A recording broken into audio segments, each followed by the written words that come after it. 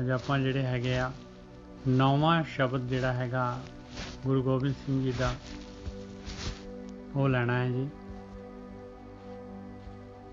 ਉਹਦੇ ਵਿੱਚ ਮਹਾਰਾਜ ਨੇ ਜਿਹੜਾ ਹੈਗਾ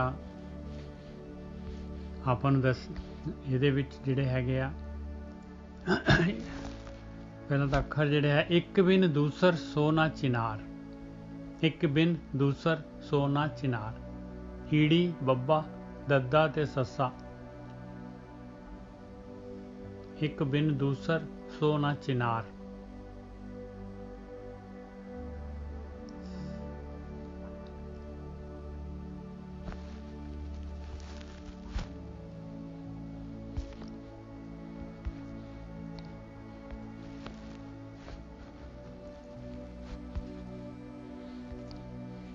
हाँ जी करिए ਵੀਰ जी, आ गया?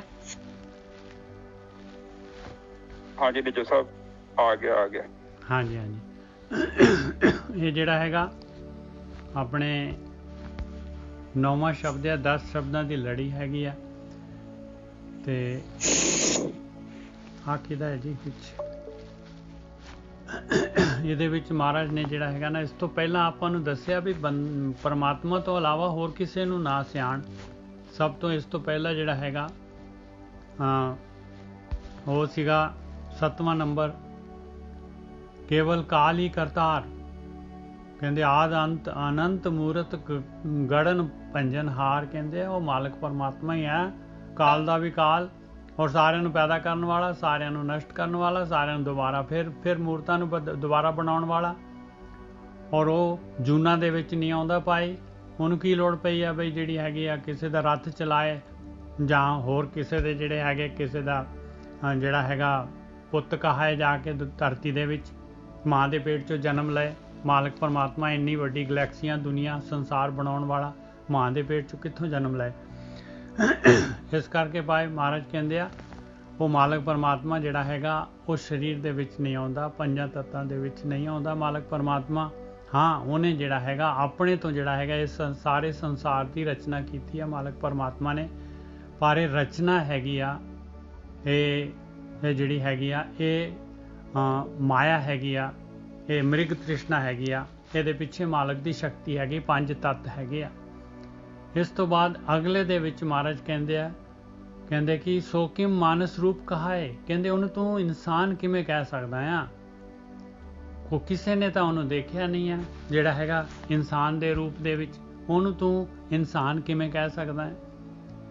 ਉਹ ਤਾਂ ਛੋਟੇ ਤੋਂ ਛੋਟਾ ਜਿਹੜਾ ਹੈਗਾ ਹਰੇਕ ਚੀਜ਼ ਛੋਟੇ ਤੋਂ ਛੋਟੀ ਚੀਜ਼ ਦੇ ਵਿੱਚ ਵੀ ਹੈਗਾ, ਛੋਟੇ ਤੋਂ ਛੋਟੇ ਜੀਵ ਦੇ ਵਿੱਚ ਵੀ ਹੈਗਾ ਤੇ ਵੱਡੇ ਤੋਂ ਵੱਡੇ ਦੇ ਵਿੱਚ ਵੀ ਹੈਗਾ ਔਰ ਸਾਰੀ ਸ੍ਰਿਸ਼ਟੀ ਉਹਦੇ ਵਿੱਚ ਹੈਗੀ ਆ। ਉਹਨੂੰ ਕਿਵੇਂ ਆਪਾਂ ਕਹਿ ਸਕਦੇ ਹਾਂ ਕਿ ਇਨਸਾਨ ਹੈਗਾ ਉਹ? ਇਸ ਤੋਂ ਅੱਗੇ ਹੁਣ ਜਿਹੜਾ ਹੈਗਾ ਮਹਾਰਾਜ ਦੱਸ ਰਿਹਾ ਆਪਾਂ ਨੂੰ ਬਈ ਭਾਈ ਹੁਣ ਉਹਦੀ ਮੂਰਤੀਆਂ ਜਿਹੜੀ ਪੂਜਦੇ ਆ ਤੇ ਫਿਰ ਉਹਨਾਂ ਦਾ ਕੀ ਹੋਊਗਾ ਹਾਲ, ਉਹਦੇ ਬਾਰੇ ਆਪਾਂ ਨੂੰ ਗਿਆਨ ਦੇ ਰਹੇ ਆ। ਰਾਗ ਦੇਵ ਗੰਧਾਰੀ ਪਾਤਸ਼ਾਹੀ 10ਵੀਂ, ਇੱਕ ਬਿਨ ਦੂਸਰ ਸੋ ਨਾ ਚਿਨਾਰ। ਕਹਿੰਦੇ ਇੱਕ ਤੋਂ ਬਗੈਰ ਦੂਸਰਾ ਨਾ ਚੀਨ ਪਿਆਰਿਆ। ਇੱਕ ਮਾਲਕ ਪਰਮਾਤਮਾ ਤੋਂ ਇਲਾਵਾ ਦੂਸਰਾ ਕੁਛ ਵੀ ਨਹੀਂ ਹੈ ਧਰਤੀ ਦੇ ਉੱਤੇ, ਨਾ ਕੋਈ ਦੂਜਾ ਕੋਈ ਜੀਵ ਹੈ, ਨਾ ਦੂਜਾ ਤੀਜਾ, ਕੁਛ ਵੀ ਨਹੀਂ ਹੈਗਾ। ਸਾਰਾ ਕੁਛ ਇੱਕ ਉਹ ਮਾਲਕ ਪਰਮਾਤਮਾ ਹੀ ਹੈਗਾ। ਪੰਜਨ ਘੜਨ ਸਮਰੱਥ ਸਦਾ ਪ੍ਰਭ ਜਾਣਤ ਹੈ ਕਰਤਾਰ ਰਹਾਓ। ਕਹਿੰਦੇ ਉਹਨੂੰ ਕਰਤਾਰ ਕਹਿੰਦੇ, ਕਰਤਾ ਕਹਿੰਦੇ ਆ। ਕਰਤਾਰ ਦਾ ਮਤਲਬ ਹੁੰਦਾ ਕਰਤਾ। ਕਹਿੰਦੇ ਉਹ ਭੰਜਨ ਤੋੜਨ ਘੜਨ ਬਣਾਉਣ ਸਮਰੱਥ ਹੈਗਾ, ਹਮੇਸ਼ਾ ਹੀ ਸਮਰੱਥ ਹੈ ਉਹ ਪ੍ਰਭੂ, ਸਾਰਾ ਕੁਛ ਕਰਨ ਦੇ ਸਮਰੱਥ ਹੈਗਾ। ਉਹਨੂੰ ਕਹਿੰਦੇ ਆ ਕਰਤਾਰ। ਉਹ ਆ ਕਰਤਾ ਪਾਏ।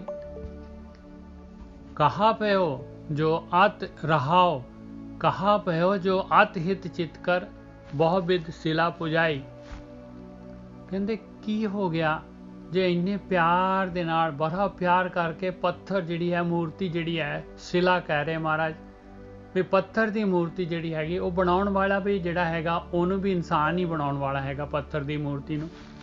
ਕਹਿੰਦੇ ਕੀ ਹੋ ਗਿਆ ਜੇ ਪੱਥਰ ਦੀ ਮੂਰਤੀ ਨੂੰ ਬੜਾ ਪਿਆਰ ਕਰਕੇ ਚਿੱਤ ਲਗਾ ਕੇ ਜਿਹੜਾ ਹੈਗਾ ਪੱਥਰ ਦੀ ਮੂਰਤੀ ਨੂੰ ਪੂਜਿਆ ਤੇ ਪ੍ਰਾਣ ਥਕਿਓ ਪਾਹਨ ਕੇ ਪਰਸਤ ਕਛ ਕਰ ਸਿੱਧ ਨਾ ਆਈ। ਕਹਿੰਦੇ ਥੱਕ ਗਏ ਪ੍ਰਾਣ ਸ਼ਕਤੀ ਜਿਹੜੀ ਹੈਗੀ ਘਟ ਗਈ, ਉਮਰ ਘਟ ਗਈ, ਸਵਾਸ ਘੱਟ ਰਹਿ ਗਏ, ਸਰੀਰ ਛੀਣ ਹੋ ਗਿਆ। ਇਹ ਪੱਥਰ ਨੂੰ ਪਰਸਦੇ ਪਰਸਦੇ, ਪੱਥਰ ਦੀ ਪੂਜਾ ਕਰਦੇ ਕਰਦੇ ਕਛੁ ਕਰ ਸਿੱਧ ਨਾ ਆਈ। ਕਹਿੰਦੇ ਕੁਛ ਵੀ ਜਿਹੜਾ ਹੱਥ 'ਚ ਸਿੱਧੀ ਆਈ ਨਹੀਂ, ਕੁਛ ਵੀ ਪੱਥਰ ਦੀ ਪੂਜਾ ਕਰਨ ਦੇ ਨਾਲ। ਔਰ ਹਾਲੇ ਵੀ ਦੇਖ ਲਓ ਭਾਈ, ਕਿੰਨੇ ਲੋਕੀ ਪੱਥਰ ਦੀ ਮੂਰਤੀ ਦੀ ਪੂਜਾ ਕਰ ਰਹੇ ਆ। ਔਰ ਇਹ ਇਕੱਲੇ ਪੱਥਰ ਦੀ ਮੂਰਤੀ ਨਹੀਂ, ਜੋ ਵੀ ਆਕਾਰ ਦੇ ਵਿੱਚ ਜਿਹਨੂੰ ਵੀ ਆਪਾਂ ਕਵਾਂਗੇ, ਆਪਾਂ ਵੀ ਜੇ ਕਵਾਂਗੇ ਵੀ ਇਹ ਗੁਰੂ ਗ੍ਰੰਥ ਸਾਹਿਬ ਜਿਹੜੇ ਹੈਗੇ ਇਹ ਪਰਮਾਤਮਾ ਹੈਗੇ ਆ, ਤੇ ਭਾਈ ਆਪਾਂ ਵੀ ਇਸੇ ਕੈਟੇਗਰੀ ਦੇ ਵਿੱਚ ਆਵਾਂਗੇ। ਮਾਫ ਕਰਨਾ, ਗੱਲ ਜਿਹੜੀ ਹੈਗੀ ਚੁਭੂਗੀ ਜ਼ਰੂਰ, ਪਰ ਹੈ ਸੱਚਾਈ ਇਹਦੇ ਵਿੱਚ। ਕਹਾ ਪਇਓ ਜੋ ਅਤ ਹਿਤ ਚਿਤ ਕਰ ਬਹੁਵਿਧ ਸਿਲਾ ਪੁਜਾਈ, ਪ੍ਰਾਣ ਥਕਿਓ ਪਾਹਨ ਕੇ ਪਰਸਤ ਕਛੁ ਕਰ ਸਿੱਧ ਨਾ ਆਈ। ਅਛਤ ਧੂਪ ਦੀਪ ਅਰਪਤ ਹੈ, ਪਾਹਨ ਕਛੂ ਨਾ ਖੈ ਹੈ। ਕਹਿੰਦੇ ਦੇਖ ਲਾ ਪਿਆਰਿਆ, ਅਛਤ ਕਹਿੰਦੇ ਆ ਖਾਣ ਪੀਣ ਦਾ ਸਮੱਗਰੀ, ਧੂਪ ਤੇ ਦੀਪ ਦੀਵਾ, ਕਹਿੰਦੇ ਇਹ ਚੀਜ਼ਾਂ ਅਰਪਣ ਕਰਦਾ ਆ ਪੱਥਰ ਦੀ ਮੂਰਤੀ ਨੂੰ। ਕਹਿੰਦੇ ਪਾਹਨ ਕਛੂ ਨਾ ਖੈ ਹੈ। ਆਪਾਂ ਵੀ ਇਹੀ ਕੁਛ ਕਰ ਰਹੇ ਆ ਭਾਈ, ਆਪਾਂ ਕਿਹੜਾ ਘੱਟ ਹੈਗੇ ਆ। ਅਛਤ ਧੂਪ ਦੀਪ ਅਰਪਤ ਹੈ, ਪਾਹਨ ਕਛੂ ਨਾ ਖੈ ਹੈ। ਕਹਿੰਦੇ ਪੱਥਰ ਨੇ ਨਹੀਂ ਕੁਛ ਖਾਣਾ ਪਿਆਰਿਆ, ਨਹੀਂ ਕੁਛ ਖਾਣਾ। ਕੋਈ ਚੂਹਾ ਚਾਹ ਆ ਕੇ ਤਾਂ ਭਾਵੇਂ ਖਾ ਜੇ, ਉਹ ਪੱਥਰ ਨੇ ਤਾਂ ਨਹੀਂ ਖਾਣਾ ਭਾਈ। ਅਛਤ ਧੂਪ ਦੀਪ ਅਰਪਤ ਹੈ, ਪਾਹਨ ਕਛੂ ਨਾ ਖੈ ਹੈ। ਤਾਮੇ ਕਹਾਂ ਸਿੱਧ ਹੈ ਰੇ ਜੜ, ਤੋਹੇ ਕਛੂ ਵਰਦੈ ਹੈ। ਕਹਿੰਦੇ ਉਹਦੇ ਵਿੱਚ ਕੋਈ ਜਾਨ ਹੈਗੀ, ਸਿੱਧੀ ਹੈਗੀ ਕੋਈ ਪੱਥਰ ਦੀ ਮੂਰਤੀ ਦੇ ਵਿੱਚ? ਤੈਨੂੰ ਕੋਈ, ਜੇ ਉਹਦੇ ਵਿੱਚ ਸਿੱਧੀ ਹੁੰਦੀ, ਜਾਨ ਹੁੰਦੀ, ਤੇ ਤੈਨੂੰ ਕੋਈ ਵਰ ਦੇ ਦਿੰਦੀ। ਉਹਦੇ 'ਚ ਤਾਂ ਹੈ ਨਹੀਂ। ਉਹਦੇ 'ਚ ਕਿੱਥੇ ਹੈ ਸਿੱਧੀ? ਮੈਨੂੰ ਦਿਖਾ ਦੇ ਭਾਈ। ਕੌਣ ਕਹਿ ਰਿਹਾ ਭਾਈ? ਗੁਰੂ ਗੋਬਿੰਦ ਸਿੰਘ ਜੀ ਕਹਿ ਰਹੇ ਆ, ਜੋ ਜੀ ਹੋਤ ਤਉ ਦੇਤ ਕਛ ਤੋਹੇ, ਕਰ ਮਨ ਬਚ ਕਰਮ ਵਿਚਾਰ। ਕਹਿੰਦੇ ਪਿਆਰਿਆ ਦੇਖ ਲਾ, ਜੇ ਉਹਦੇ ਵਿੱਚ ਕੋਈ ਜਾਨ ਹੁੰਦੀ ਤਾਂ ਤੈਨੂੰ ਵੀ ਕੁਛ ਦੇ ਦਿੰਦੀ ਭਾਈ। ਜੋ ਜੀ ਹੋਤ ਤਉ ਦੇਤ ਕਛ ਤੋਹੇ, ਜੇ ਉਹਦੇ ਵਿੱਚ ਜਾਨ ਹੁੰਦੀ ਤੇ ਤੈਨੂੰ ਵੀ ਕੁਛ ਦੇ ਦਿੰਦੀ। ਕਰ ਮਨ ਬਚ ਕਰਮ ਵਿਚਾਰ, ਮਨ ਦੇ ਵਿੱਚ ਮਨ ਕਰਕੇ, ਬਚਨਾ ਕਰਕੇ, ਐਕਸ਼ਨ ਕਰਕੇ, ਵਿਚਾਰ ਕੇ ਦੇਖ ਲਾ। ਕੇਵਲ ਏਕ ਸਰਣ ਸੁਆਮੀ ਬਿਨ ਯੋ ਨਹਿ ਕਤੈ ਉਧਾਰ। ਯਾਦ ਰੱਖ ਲਾ ਮਿੱਤਰਾ, ਇੱਕ ਮਾਲਕ ਪਰਮਾਤਮਾ ਦੀ ਸ਼ਰਨ 'ਚ ਜਾਏ ਬਗੈਰ, ਉਸ ਮਾਲਕ ਪਰਮਾਤਮਾ ਦੀ ਭਗਤੀ ਕੀਤੇ ਬਗੈਰ, ਜਿਹੜਾ ਰੂਪ ਨਾ ਰੇਖ ਨਾ ਰੰਗ ਕਿਸ ਤ੍ਰੈਗੁਣ ਤੇ ਪ੍ਰਪਿਨ, ਉਸ ਮਾਲਕ ਪਰਮਾਤਮਾ ਦੀ ਭਗਤੀ ਕੀਤੇ ਬਗੈਰ ਯੋ ਨਹਿ ਕਤੈ ਉਧਾਰ, ਇਸ ਤਰੀਕੇ ਦੇ ਨਾਲ ਤਾਂ ਕਦੀ ਵੀ ਇਸ ਸੰਸਾਰ ਸਮੁੰਦਰ ਤੋਂ ਨਹੀਂ ਉੱਭਰ ਸਕਦਾ। ਜੇ ਤੂੰ ਪੰਜਾਂ ਤੱਤਾਂ ਦੇ ਵਿੱਚ ਕੋਈ ਵੀ ਚੀਜ਼ ਪੰਜਾਂ ਤੱਤਾਂ ਦੇ ਵਿੱਚ ਹੈ, ਤ੍ਰਿਗੁਣੀ ਮਾਇਆ ਦੇ ਵਿੱਚ ਹੈ, ਜੇ ਉਸ ਨੂੰ ਜਿਹੜਾ ਹੈਗਾ ਰੱਬ ਮੰਨ ਕੇ ਪੂਜਾ ਕਰਦਾ ਹੈਗਾ ਤਾਂ।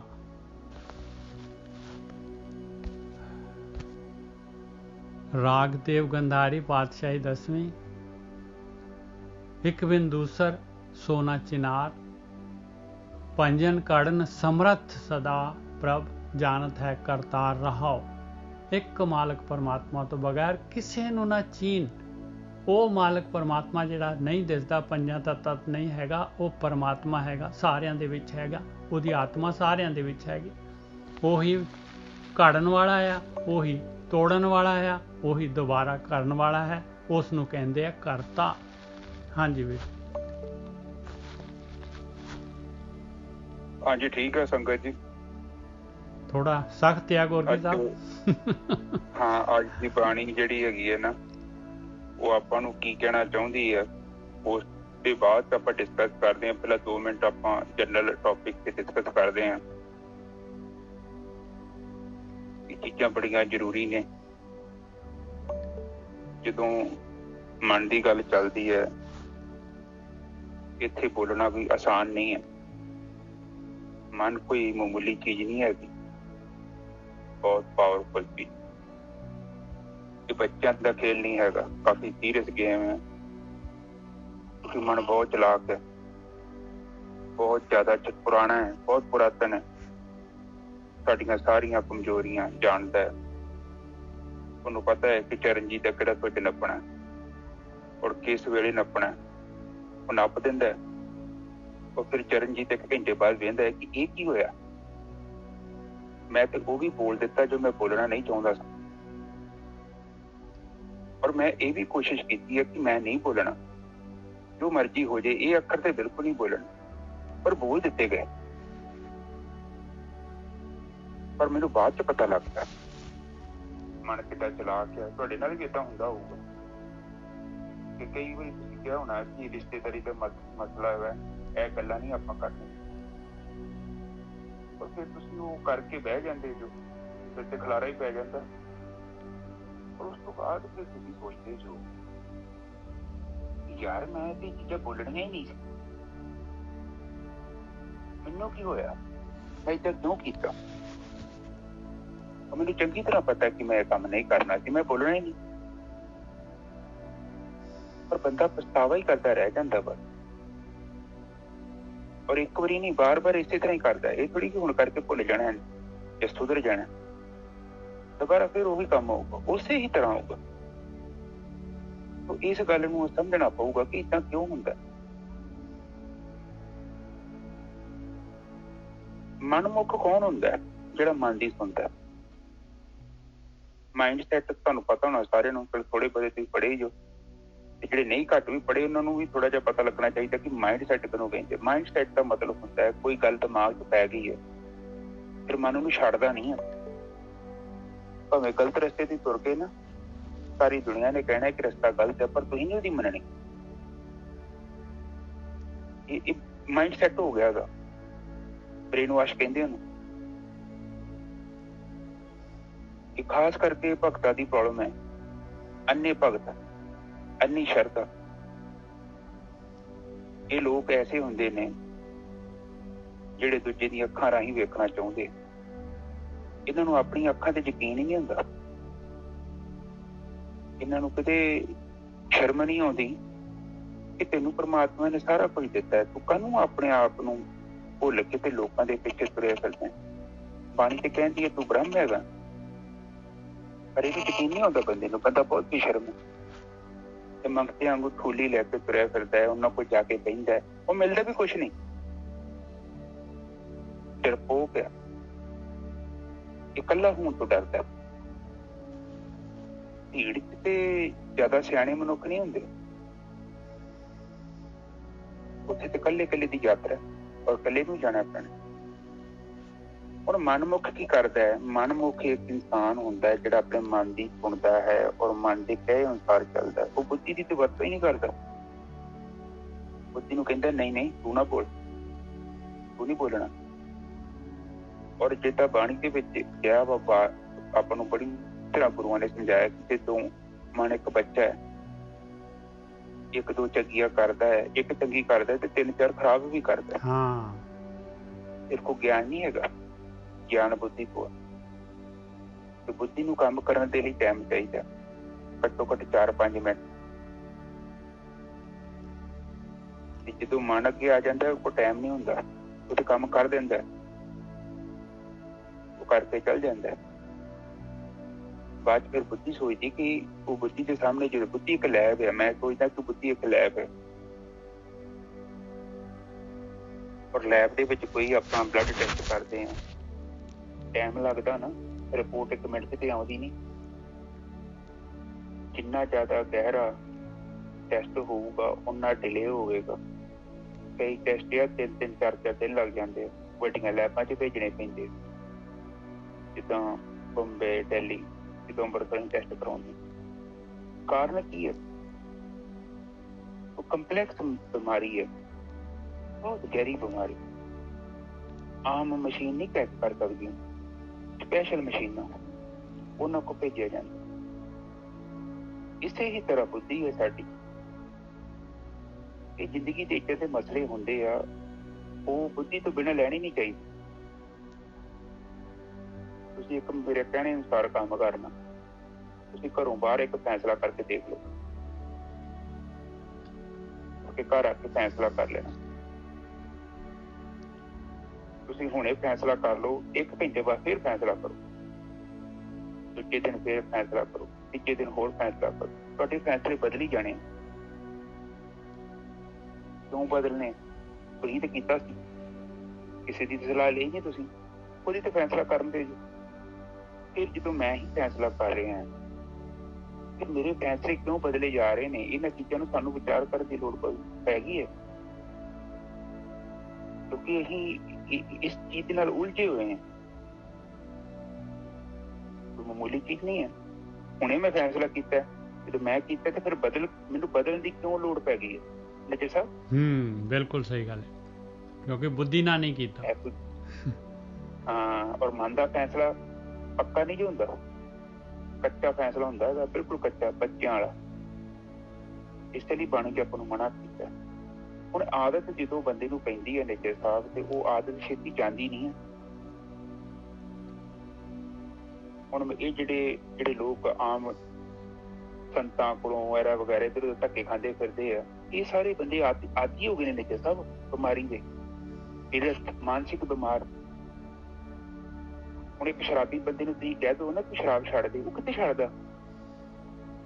ਇੱਕ ਨੂੰ ਇਹਨੂੰ ਜਿਹੜਾ ਸਮੈਕ ਪੀਂਦੇ ਜਾਂ ਕੋਈ ਟੀਕਾ ਲਾਉਂਦਾ ਹੈ, ਉਹਨੂੰ ਕਹੋ ਛੱਡ ਦੇ, ਉਹ ਛੱਡਦਾ? ਉਹਨੂੰ ਉੱਥੇ ਮਜ਼ਾ ਆਉਂਦਾ ਨੇਜਰ ਸਾਹਿਬ। ਇਸੇ ਤਰ੍ਹਾਂ ਜਿਹੜੇ ਇਹ ਉਹ ਤਾਂ ਲੀਵਰ ਜਿਹੜਾ ਹੈਗਾ ਖਤਮ ਹੋ ਜਾਂਦਾ ਹੈ, ਫਿਰ ਵੀ ਜਿਹੜਾ ਹੈਗਾ ਪੀਂਦਾ ਰਹਿੰਦਾ ਹੈ, ਫਿਰ ਬਾਅਦ ਵਿੱਚ ਜਿਹੜਾ ਹੈਗਾ ਬੰਦਾ ਮਰ ਜਾਂਦਾ ਬਸ। ਸ਼ਰਾਬ ਵਾਲੇ ਦਾ ਤਾਂ ਇਹ ਹਾਲ ਮੈਂ ਅੱਖਾਂ ਨਾਲ ਦੇਖਿਆ, ਕਈਆਂ ਨੂੰ ਦੇਖਿਆ ਵੀ ਪੀ ਜਾਂਦੇ ਆਖਰੀ ਦੇ ਵਿੱਚ ਜਿਹੜਾ ਹੈਗਾ ਬਸ ਉਹ ਪਤਾ ਹੀ ਉਦਣ ਲੱਗਦਾ ਜਦ ਜਿਹੜਾ ਭੋਗ ਪੈ ਜਾਂਦਾ ਉਹਦਾ। ਇਹ ਤੇ ਨੇਜਰ ਸਾਹਿਬ, ਇਹ ਤੇ ਸ਼ਰਾਬ ਹੈਗੀ ਆ, ਤੇ ਕਈ ਲੋਕ ਜਿਹੜੇ ਇੱਧਰ ਉਧਰ ਧੱਕੇ ਖਾਂਦੇ ਫਿਰਦੇ ਨਾ ਧਰਮ ਦੇ ਨਾਂ ਤੇ, ਉਹ ਵੀ ਲੋਕ ਇਸੇ ਬਿਮਾਰੀ ਤੋਂ ਪੀੜਤ ਨੇ। ਆਪਣੀ ਮਨ ਦੀ ਸੁਣਦੇ ਪਏ ਨੇ, ਔਰ ਉਹ ਸਮਝ ਹੀ ਨਹੀਂ ਪਾਉਂਦੇ।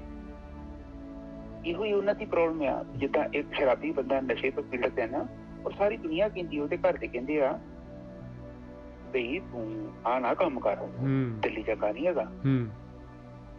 ਉਹ ਕਹਿੰਦਾ ਨਹੀਂ, ਉਹ ਜਿਹੜੇ ਸ਼ਰਾਬੀ ਮੇਰੇ ਤੁਹਾਡੇ ਤੋਂ ਚੰਗੇ ਨੇ, ਜਿਹੜੇ ਯਾਰ, ਜਿਹੜੀ ਭੀੜ ਮੈਨੂੰ ਬਹੁਤ ਚੰਗੀ ਲੱਗਦੀ ਹੈ, ਕਿਉਂਕਿ ਸਾਰੇ ਤੇ ਉਹ ਪੀਂਦੇ ਨਾ ਜਿਹੜੇ ਸਾਹਿਬ ਭੀੜ ਚ। ਬਿਲਕੁਲ।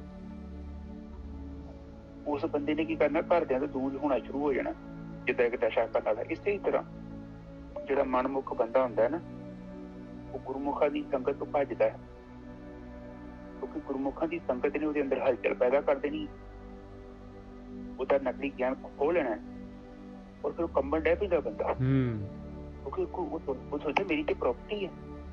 10-15 ਸਾਲ ਧੱਕੇ ਖਾਧੇ ਆ, ਤੇ ਇਹ ਬੰਦੇ ਜਿਹੜੇ ਉਹ ਚੈਲੰਜ ਕਰ ਰਹੇ ਮੇਰੀ ਚੀਜ਼ ਨੂੰ। ਉਹਨੇ 9 ਤੋਂ 11 ਹੋਣਾ, ਕਿਉਂਕਿ ਨਕਲੀ ਗਿਆਨ ਹੈ, ਆਪਣਾ ਨਹੀਂ ਹੈਗਾ, ਅਧੂਰਾ ਵਾ, ਚੋਰੀ ਕੀਤਾ ਹੋਇਆ। ਇਹਦਾ ਪੜ੍ਹਿਆ ਜਾਂ ਸੁਣਿਆ, ਉਹ ਵੀ ਉਹ ਜਿਹੜਾ ਸੁਣਾਉਂਦੇ ਆ, ਉਹਦਾ ਵੀ ਆਪਣਾ ਨਹੀਂ ਹੈਗਾ। ਏਦਾਂ ਤੇ ਨਹੀਂ ਹੁੰਦਾ ਨਜ਼ਰ ਸਾਹਿਬ। ਜਦੋਂ ਆਪਾਂ ਕੋਈ ਫਾਰਮੂਲਾ ਬਣਾ ਦਿੰਦੇ ਆ, ਤੇ ਜਦੋਂ ਨਾਸਾ ਚ ਜਾ ਕੇ ਆਪਾਂ ਜਾਂ ਉੱਥੇ ਜਾ ਕੇ, ਜਾਂ ਜਿਹੜਾ ਨੋਬਲ ਪ੍ਰਾਈਜ਼ ਆਪਾਂ ਜਦੋਂ ਰਜਿਸਟਰ ਕਰਾ ਲੈਂਦੇ ਆਪਣੇ ਨਾਂ ਤੋਂ, ਉਹ ਫਾਰਮੂਲਾ ਦੂਜਾ ਥੋੜੀ ਬਣਾ ਸਕਦਾ। ਬਿਲਕੁਲ ਰਾਈਟ। ਉਹਦੇ ਤੋਂ ਫਾਇਦਾ ਲੈ ਸਕਦਾ, ਤੇ ਫਿਰ ਕੰਪਨੀ ਦੀ ਲੋੜ ਪਈ ਆ, ਉਹਦੇ ਤੋਂ ਫਾਇਦਾ ਲੈ ਸਕਦਾ ਹੈ।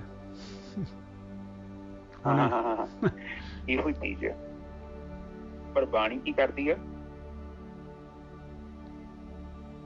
ਬਾਣੀ ਮੈਂ ਵੇਖਦਾ ਪਿਆ। Okay, copy on weather cap. Thank you.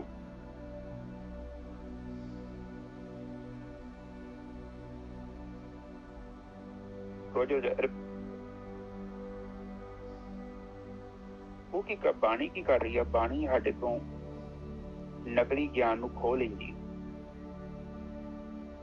ਬਾਣੀ ਤੇ ਸਭ ਤੋਂ ਪਹਿਲਾਂ ਕਰਦੀ ਆ ਕਿ ਜਿਹੜਾ ਨਕਲੀ ਆ ਸਾਡੇ ਕੋਲ ਨਿਕਲ, ਉਹ ਪਹਿਲਾਂ ਖੋਹਦੀ ਆ ਸਾਡੇ ਤੋਂ। ਇਹ ਛੱਡਦੇ ਨੇ, ਇਹ ਵੀ ਨਕਲੀ, ਇਹ ਵੀ ਨਕਲੀ, ਇਹ ਵੀ ਨਕਲੀ। ਨਹੀਂ ਯਕੀਨ ਤਾਂ ਵੇਖ ਲਓ ਬਾਣੀ ਕੀ ਕਹਿੰਦੀ ਹੈ ਤੁਹਾਨੂੰ। ਬਿਲਕੁਲ, ਜੇ ਅਸਲੀ ਹੋਏ ਤੇ ਪ੍ਰੋਗਰੈਸ ਆ ਜਾਏ ਨਾ। ਗੁਰਕੀ ਸਾਹਿਬ 15-15, 20-20, 40-40 ਸਾਲ ਹੋ ਗਏ ਆ, ਉਹੀ ਕੰਮ ਕਰੀ ਜਾ ਰਹੇ ਆ, ਔਰ ਆਪਣੇ ਆਪ ਨੂੰ ਦੇਖਦੇ ਨਹੀਂ ਆ, ਖੜੇ ਉੱਥੇ ਦੇ ਉੱਤੇ ਆ, ਭਾਵੇਂ ਨੀਵੇਂ ਜ਼ਰੂਰ ਹੋ ਗਏ, ਉੱਪਰ ਨੂੰ ਤਾਂ ਗਏ ਨਹੀਂ। ਹਾਂ, ਔਰ ਇੱਕ ਚੀਜ਼ ਸਾਧ ਸੰਗਤ ਜੀ ਬੜੀ ਦਿਮਾਗ ਦੇ ਵਿੱਚ ਚੰਗੀ ਤਰ੍ਹਾਂ ਪਾਉਣੀ ਜ਼ਰੂਰੀ ਆ। ਇੱਥੇ ਜ਼ਬਰਦਸਤੀ ਵਾਲਾ ਕੋਈ ਸੌਦਾ ਨਹੀਂ ਹੈਗਾ। ਜਿੱਥੇ ਪਾਣੀ ਨਹੀਂ ਹੈਗਾ ਤੇ ਭਾਵੇਂ 1000 ਸਾਲ ਉੱਥੇ ਖੂਹ ਪੁੱਟੋ, ਪਰ ਤੋਂ ਪਾਣੀ ਨਹੀਂ ਨਿਕਲਣਾ।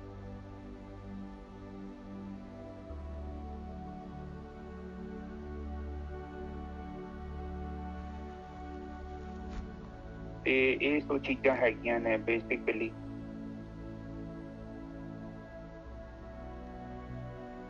ਤੇ ਆਨੇ ਚ ਸਭ ਆਪ ਤੋਂ ਸ਼ੁਰੂ ਕਰੋ ਜੀ। राग देवगंधारी पातशाही 10वीं। एक बिन दूसर सो न चिनार, पंजन घड़न समरथ सदा प्रभ जानत है करतार रहो। महाराज कहते एक तो बगैर दूसरा किसी ਨੂੰ ਨਾ ਚੀਨ ਪਾਈ, ਦੂਸਰਾ ਕੋਈ ਨਹੀਂ ਹੈਗਾ। ਜੇ ਸਾਰੀ ਸ੍ਰਿਸ਼ਟੀ ਬਣਾਉਣ ਵਾਲਾ, ਬਣਾਉਣ ਵਾਲਾ, ਉਹਨੂੰ ਤੋੜਨ ਵਾਲਾ, ਫਿਰ ਦੁਬਾਰਾ ਘੜਨ ਵਾਲਾ, ਉਹ ਮਾਲਕ ਪਰਮਾਤਮਾ ਹੀ ਹੈਗਾ ਭਾਈ। ਉਸੇ ਨੂੰ ਕਰਤਾਰ ਉਹੀ ਕਰਤਾ ਹੈਗਾ, ਉਹੀ ਸਮਰੱਥ ਹੈਗਾ ਭਾਈ। ਉਸ ਤੋਂ ਇਲਾਵਾ ਦੂਸਰਾ ਕੋਈ ਨਹੀਂ ਹੈਗਾ, ਨਾ ਚੀਨ ਨਾ ਪਟਕ। ਹਾਂਜੀ ਵੀਰ ਜੀ ਬਿਲਕੁਲ ਠੀਕ ਹੈ। ਪਾਣੀ ਆ ਗਈ ਨਾ ਉੱਤੇ ਪਾਣੀ ਤੇ ਹਿੱਲਣ ਨਹੀਂ ਦਿੰਦੀ। ਦੇਖੋ ਭਗਵਾਨ ਤੇ ਪਰਮਾਤਮਾ ਦੇ ਵਿੱਚ ਫਰਕ ਹੈਗਾ ਜੀ। ਭਗਵਾਨ ਮਤਲਬ ਇਹ ਜਿਹੜੇ ਬ੍ਰਹਮ ਗਿਆਨੀ ਹੈ ਵਗੈਰਾ, ਦੇਵੀ ਦੇਵਤੇ, ਮੂਰਤੀਆਂ, ਤੁਸੀਂ ਆਹ ਜਿਹੜੀਆਂ ਸ਼ਕਤੀਆਂ ਹੈਗੀਆਂ, ਤੁਸੀਂ ਇਹਨਾਂ ਦੀ ਪੂਜਾ ਕਰੋ। ਭੌਤਿਕ ਪਦਾਰਥ ਮਿਲ ਜਾਣਗੇ ਤੁਹਾਨੂੰ, ਥੋੜਾ ਸੁੱਖ ਮਿਲ ਜੂਗਾ, ਪਰ ਮੁਕਤੀ ਨਹੀਂ ਕੋਈ ਦੇ ਸਕਦਾ ਇਹਨਾਂ ਚ ਤੁਹਾਨੂੰ ਕੋਈ। ਪਾਠ ਕਰਕੇ ਦੇਖ ਲਓ, ਪੂਜਾ ਕਰੀ ਜਾਓ, ਉਹਦੀ ਤੁਹਾਨੂੰ ਪ੍ਰਾਪਤੀ ਹੋ ਜਾਊਗੀ, ਸੰਸਾਰਿਕ ਪਦਾਰਥ ਮਿਲ ਜਾਣਗੇ। ਮੁਕਤੀ ਤੇ ਤੁਹਾਨੂੰ ਪਾਰ ਬ੍ਰਹਮ ਦੇ ਵਿੱਚੋਂ ਹੀ ਪ੍ਰਾਪਤ ਹੋਣੀ ਹੈ, ਪਰ ਕੈਵਲਯ ਪਦ ਦੀ ਪ੍ਰਾਪਤੀ ਨਹੀਂ ਹੋ ਸਕਦੀ ਇਹਨਾਂ ਕੋਲ, ਨਾ ਹੀ ਇਹਨਾਂ ਕੋਲ ਹੈਗੀ ਹੈ। ਸਾਰੇ ਗ੍ਰੰਥ ਪੜ੍ਹ ਕੇ ਵੇਖ ਲਓ, ਕਿਸੇ ਨੇ ਜੇਕਰ ਕੈਵਲਯ ਪਦ ਤੇ ਮੁਕਤੀ ਦੇ ਦਿੱਤੀ ਹੋਵੇ, ਦੇਵੀ ਦੇਵਤੇ ਨੇ ਜਾਂ ਕਿਸੇ ਨੇ ਹੋਰ ਸ਼ਕਤੀ ਨੇ, ਤੇ ਵੇਖੋ ਕਿਤੇ ਗ੍ਰੰਥ 'ਚ ਕਿਤੇ ਮੈਂਸ਼ਨ ਕੀਤਾ? ਕਿੰਨਾ ਕਿਸੇ ਕੋ ਨਹੀਂ ਹੈਗੀ। ਇਹ ਸਾਰੇ ਇੱਕ ਜੂਨੀ ਹੈਗੀ ਹੈ, ਇਹ ਵੀ ਇੱਕ ਕ੍ਰਾਈਟੇਰੀਆ ਦੇ ਵਿੱਚ ਆਉਂਦੇ ਨੇ। ਉਹ ਇੱਕ ਮੰਡਲ ਹੈਗਾ, ਜਿੱਦਾਂ ਕੋਈ ਜੀਵ ਹੈਗੇ ਨੇ ਜਾਂ ਇਨਸਾਨ ਹੈਗੇ ਨੇ, ਇਹਨਾਂ ਦੇ ਵੱਖੋ ਵੱਖ ਮੰਡਲ ਨੇ। ਇਸੇ ਤਰ੍ਹਾਂ ਦੇਵਲੋਕ ਦਾ ਇੱਕ ਮੰਡਲ ਹੈ, ਇੱਕ ਕਹਿੰਦੇ ਵੱਖ ਸ਼ਕਤੀ ਹੈਗੀ, ਉਹ ਇੱਕ ਏਰੀਆ ਹੈਗਾ ਜਿੱਥੇ ਸ਼ਕਤੀਆਂ ਹੈਗੀਆਂ, ਹਨਾ ਮਿੱਤਰ ਸਾਹਿਬ? ਬਿਲਕੁਲ ਸਹੀ ਹੈ ਜੀ। ਉਹ ਵੀ ਇੱਕ ਕੈਟਾਗਰੀ ਹੈਗੀ, ਇੱਕ ਕਿਸਮ ਦੀ ਜੂਨੀ ਹੈ ਉਹ। ਦੇਵ ਪੁਰਸ਼, ਦੇਵਤੇ, ਦੇਵਤੇ ਮਤਲਬ ਦੇਣ ਵਾਲੇ, ਜੋ ਦਿੰਦੇ ਨੇ। ਜਿੱਦਾਂ ਸੂਰਜ ਹੈ ਵੀ ਇੱਕ ਦੇਵਤਾ ਵਾ, ਦੇ ਰਿਹਾ ਹੈ। ਧਰਤੀ ਵੀ ਇੱਕ ਮਾਤਾ ਵਾ, ਦਿੰਦੀ ਹੈ ਸਾਡੀ, ਕੁਛ ਵੀ ਨੀ ਮੰਗਦੀ ਸਾਡੇ ਤੋਂ, ਕੁਛ ਮੰਗਦੀ ਥੋੜੀ ਸਾਡੇ ਤੋਂ। ਬਿਲਕੁਲ। ਪਾਣੀ ਕੀ ਮੰਗਦਾ? ਮੰਗਦਾ ਕੁਛ ਸਾਡੇ ਤੋਂ। ਹਵਾ ਵੀ ਦੇਵਤਾ ਹੈ, ਆਕਾਸ਼ ਵੀ ਦੇਵਤਾ ਹੈ, ਅਗਨੀ ਵੀ ਦੇਵਤਾ ਹੈ। ਸਾਡੇ ਕੋਲ ਕੁਛ ਨੀ ਮੰਗਦੇ, ਦਿੰਦੇ ਆ ਬਸ। ਔਰ ਇਹ ਇਹਨਾਂ ਕੋਲ ਪਰ ਮੁਕਤੀ ਨਹੀਂ ਹੈਗੀ। ਮੁਕਤੀ ਤੇ ਕੇਵਲ ਪਾਰ ਬ੍ਰਹਮ ਕੋਲ ਗਿਆ। ਔਰ ਪਾਰ ਬ੍ਰਹਮ ਨੂੰ ਥੋੜਾ ਜਿਹਾ ਅੰਡਰਸਟੈਂਡ ਕਰੀਏ ਆਪਾਂ, ਫਿਰ ਆਪਾਂ ਕਥਾ ਵੀ ਕਰਦੇ ਹਾਂ।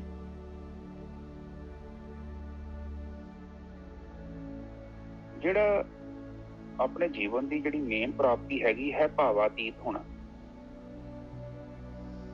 ਔਰ ਭਾਵਾਤੀਤ ਤਦ ਤੱਕ ਨਹੀਂ ਹੋਣਾ ਜਿੰਨਾ ਚਿਰ ਤੁਸੀਂ ਸਾਖਸ਼ੀ ਦੇ ਵਿੱਚ ਸਥਿਰ ਨਹੀਂ ਹੋ ਜਾਂਦੇ। ਤੇ ਸਾਖਸ਼ੀ ਦੇ ਵਿੱਚ ਉਹਨਾਂ ਚਿਰ ਤੱਕ ਨਹੀਂ ਸਥਿਰ ਹੋ ਸਕਦੇ ਜਿੰਨਾ ਚਿਰ ਤੱਕ ਤੁਹਾਡਾ ਚਿੱਤ ਜਿਹੜਾ ਨਾ ਚੰਗੇ ਤੇ ਬੁਰੇ ਵਿਚਾਰਾਂ ਤੋਂ ਮੁਕਤ ਨਹੀਂ ਹੁੰਦਾ। ਔਗਣ ਉਹਨਾਂ ਚਿਰ ਤੱਕ ਖਤਮ ਨਹੀਂ ਹੋਣੇ ਜਿੰਨਾ ਚਿਰ ਤੱਕ ਤੁਹਾਡਾ ਚਿੱਤ ਜਿਹੜਾ ਵਾ ਵ੍ਰਿਤੀਆਂ ਤੋਂ ਮੁਕਤ ਨਹੀਂ ਹੁੰਦਾ, ਵਿਚਾਰਾਂ ਤੋਂ ਮੁਕਤ ਨਹੀਂ ਹੁੰਦਾ। ਤੇ ਵੇਖੋ ਕਿੰਨਾ ਅੰਦਰ ਹੈ, ਕਿੰਨਾ ਕੰਪਲਿਕੇਟਡ। ਸਾਡੇ ਅੰਦਰ ਫੀਲਿੰਗਸ ਹੈਗੀਆਂ ਨੇ, ਅਸੀਂ ਮਹਿਸੂਸ ਕਰਦੇ ਹਾਂ। ਕਈ ਚੀਜ਼ਾਂ ਸਾਨੂੰ ਚੰਗੀਆਂ ਲੱਗਦੀਆਂ, ਕਈ ਚੀਜ਼ਾਂ ਸਾਨੂੰ ਬੁਰੀਆਂ ਲੱਗਦੀਆਂ। ਕਈ ਵਾਰੀ ਕੋਈ ਮਾੜਾ ਚੰਗਾ ਬੋਲ ਜਾਂਦਾ ਸਾਨੂੰ, ਤੁਸੀਂ ਦੇਖੋ ਤੁਹਾਡੇ ਚਿੱਤ ਦੇ ਵਿੱਚ ਉਹ ਗੱਲਾਂ ਘੁੰਮੀ ਜਾਂਦੀਆਂ। ਉਹ ਚਿੱਤ ਖਾਲੀ ਨਹੀਂ ਹੁੰਦਾ। ਕਈ ਵਾਰੀ 4-4, 5-5 ਦਿਨ ਲੰਘ ਜਾਂਦੇ ਤੁਹਾਡੇ, ਉਹ ਤੁਹਾਨੂੰ ਪਰੇਸ਼ਾਨ ਕਰ ਜਾਂਦਾ। ਉਹ ਗੱਲ ਹੋਈ ਨਹੀਂ ਤਾਂ 5 ਘੰਟੇ ਹੋ ਗਏ ਨੇ, ਪਰ ਫਿਰ ਵੀ ਤੁਸੀਂ ਪਰੇਸ਼ਾਨ ਹੋ ਬੈਠੇ ਜੋ। ਉਹ ਗੱਲ ਹੀ ਉਹਨੇ ਐਸੀ ਕਰਤੀ, ਤੁਹਾਡੇ ਅੰਦਰ ਬਹੁਤ ਵੱਡੀ ਹਲਚਲ ਪੈਦਾ ਕਰ।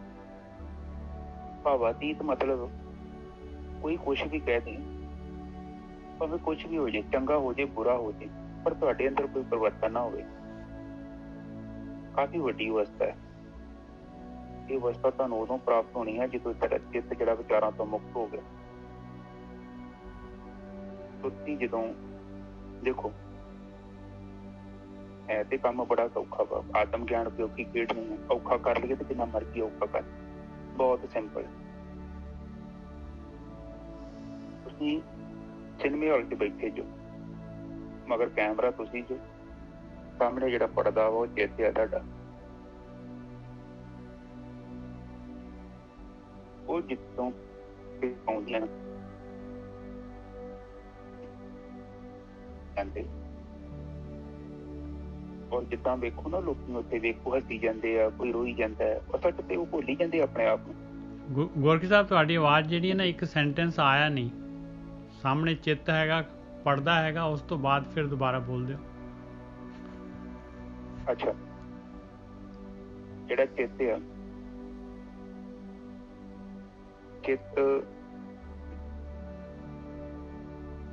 ਚਿੱਤ ਜਿਹੜਾ ਸਾਡਾ ਸਿਨੇਮੇ ਹਾਲ ਦਾ ਪੜਦਾ ਵਾ, ਮਨ ਜਿਹੜਾ ਮਗਲੇ ਬੰਨੇ ਬੈਠਾ ਵਾਲਾ ਕੈਮਰਾ, ਉਹਨੂੰ ਵੇਖਣ ਲਈ ਜਿਹੜੀ ਸੁਰਤੀ ਸਾਡੀ ਉੱਥੇ ਬੈਠੀ, ਇੱਕ ਜਿੱਦਾਂ ਇੱਕ ਦਰਸ਼ਕ ਹੁੰਦੇ ਨੇ ਉਸੇ ਤਰ੍ਹਾਂ ਬੈਠੇ ਹੋਏ ਆ। ਮਨ ਸਾਡਾ ਕੈਮਰਾ, ਕੈਮਰਾ ਕੀ ਕਰਦਾ ਹੈ, ਉਹਦੇ ਚਿੱਤ ਤੇ ਕੋਈ ਵੀ ਚੀਜ਼ ਆਉਂਦਾ ਹੈ ਨਾ, ਉਹਨੂੰ ਫੜਦਾ ਵਾ, ਉਹਦੇ ਨਾਲ ਆਪਣੇ ਆਪ ਨੂੰ ਉਲਝਾਉਂਦਾ ਹੈ। ਚਿੱਤ ਦੇ ਵਿੱਚ ਜਦੋਂ ਵੀ ਕੋਈ ਚੀਜ਼ ਪੈਦਾ ਹੁੰਦੀ ਹੈ, ਤਰੰਗ ਪੈਦਾ ਹੁੰਦੀ ਹੈ, ਔਰ ਜਦੋਂ ਮਨ ਉਹਨੂੰ ਫੜਦਾ ਹੈ ਨਾ ਤੇ ਫਿਰ ਉਹਨੂੰ ਛੱਡਦਾ ਨਹੀਂ, ਔਰ ਉਹ ਜਦੋਂ ਉਹਨੂੰ ਛੱਡਦਾ ਨਹੀਂ ਹੈ ਫਿਰ ਉਹ ਜਿਹੜੀ ਵੀ ਗੱਲ ਹੋਈ ਆ ਉਹ ਚਿੱਤ ਦੇ ਉੱਤੇ ਜੰਮ ਜਾਂਦੀ ਹੈ। ਚਿੱਤ ਦੇ ਵਿੱਚ ਹੀ ਅਸੀਂ ਸੁੱਖ ਨੂੰ ਅਨੁਭਵ ਕਰਦੇ ਹਾਂ, ਚਿੱਤ ਦੇ ਵਿੱਚ ਹੀ ਅਸੀਂ ਦੁੱਖ ਨੂੰ ਅਨੁਭਵ ਕਰਦੇ ਹਾਂ। ਚੰਗੇ ਵਿਚਾਰ ਹੈਗੇ, ਸਾਨੂੰ ਚੰਗਾ ਲੱਗਦਾ, ਜੀਵਨ ਚ ਕੋਈ ਚੰਗਾ ਹੋ ਗਿਆ, ਕੋਈ ਚੰਗੀ ਖਬਰ ਮਿਲ ਗਈ, ਲੱਗਦਾ ਕਿ ਇਹਦਾ ਵੀਜ਼ਾ ਲੱਗ ਗਿਆ, ਇਹ ਚੰਗੀ ਤਰੰਗ ਪੈਦਾ ਹੋ ਗਈ। ਨਿੱਜਰ ਸਾਹਿਬ ਸਹੀ ਆ? ਬਿਲਕੁਲ। ਤੇ ਜਦੋਂ ਕਿਸੇ ਨੇ ਕਹਿਤਾ ਕਿ ਬਈ ਤੇਰੀ ਨੌਕਰੀ ਗਵਾਏਗੀ, ਤੇਰੇ ਫਲਾਣੇ ਰਿਸ਼ਤੇਦਾਰ ਨੂੰ ਏਦਾਂ ਕੋਈ ਪ੍ਰੋਬਲਮ ਹੋ ਗਈ, ਮਾੜੇ ਵਿਚਾਰ ਆ ਗਏ, ਦੁੱਖ ਹੋ ਗਿਆ, ਹੁਣ ਚਿੱਤ ਦਾ ਕੀ ਹੋ ਗਿਆ, ਪੜਦਾ ਦੁੱਖ ਵਾਲੇ ਵਿਚਾਰਾਂ ਨਾਲ ਭਰ। ਪਰ ਬਾਣੀ ਤੇ ਕਹਿੰਦੀ ਆ ਕਿ ਮਨ ਤੋਂ ਅੱਗੇ ਲੰਘਣਾ। ਮਨ ਦਾ ਤੇ ਵਿਸ਼ਾ ਹੀ ਨਹੀਂ ਹੈਗਾ ਪਰਮਾਤਮਾ, ਨਾ ਹੀ ਚਿੱਤ ਦਾ ਵਿਸ਼ਾ, ਅਕਲ ਤੋਂ ਬੁੱਧੀ ਦਾ ਵੀ ਵਿਸ਼ਾ ਨਹੀਂ ਹੈਗਾ। ਇਹ ਚੀਜ਼ਾਂ ਨੂੰ ਆਪਾਂ ਅੰਡਰਸਟੈਂਡ ਕਰੋ, ਕਿਉਂਕਿ ਜਿਵੇਂ ਜਿਵੇਂ ਤੁਸੀਂ ਅੱਗੇ ਵੱਧਦੇ ਗਏ ਨਾ ਤਾਂ ਇਹ ਸਾਧਨਾ ਬਹੁਤ ਸੂਖਮ ਹੋ ਜਾਣੀ ਹੈ, ਔਰ ਉੱਥੇ ਤੁਹਾਡਾ ਆਪਣਾ ਹੀ ਗਿਆਨ ਕੰਮ ਆਊਗਾ, ਬਾਹਰ ਦਾ ਗਿਆਨ ਨਹੀਂ ਕੰਮ ਆਉਣਾ ਤੁਹਾਡਾ।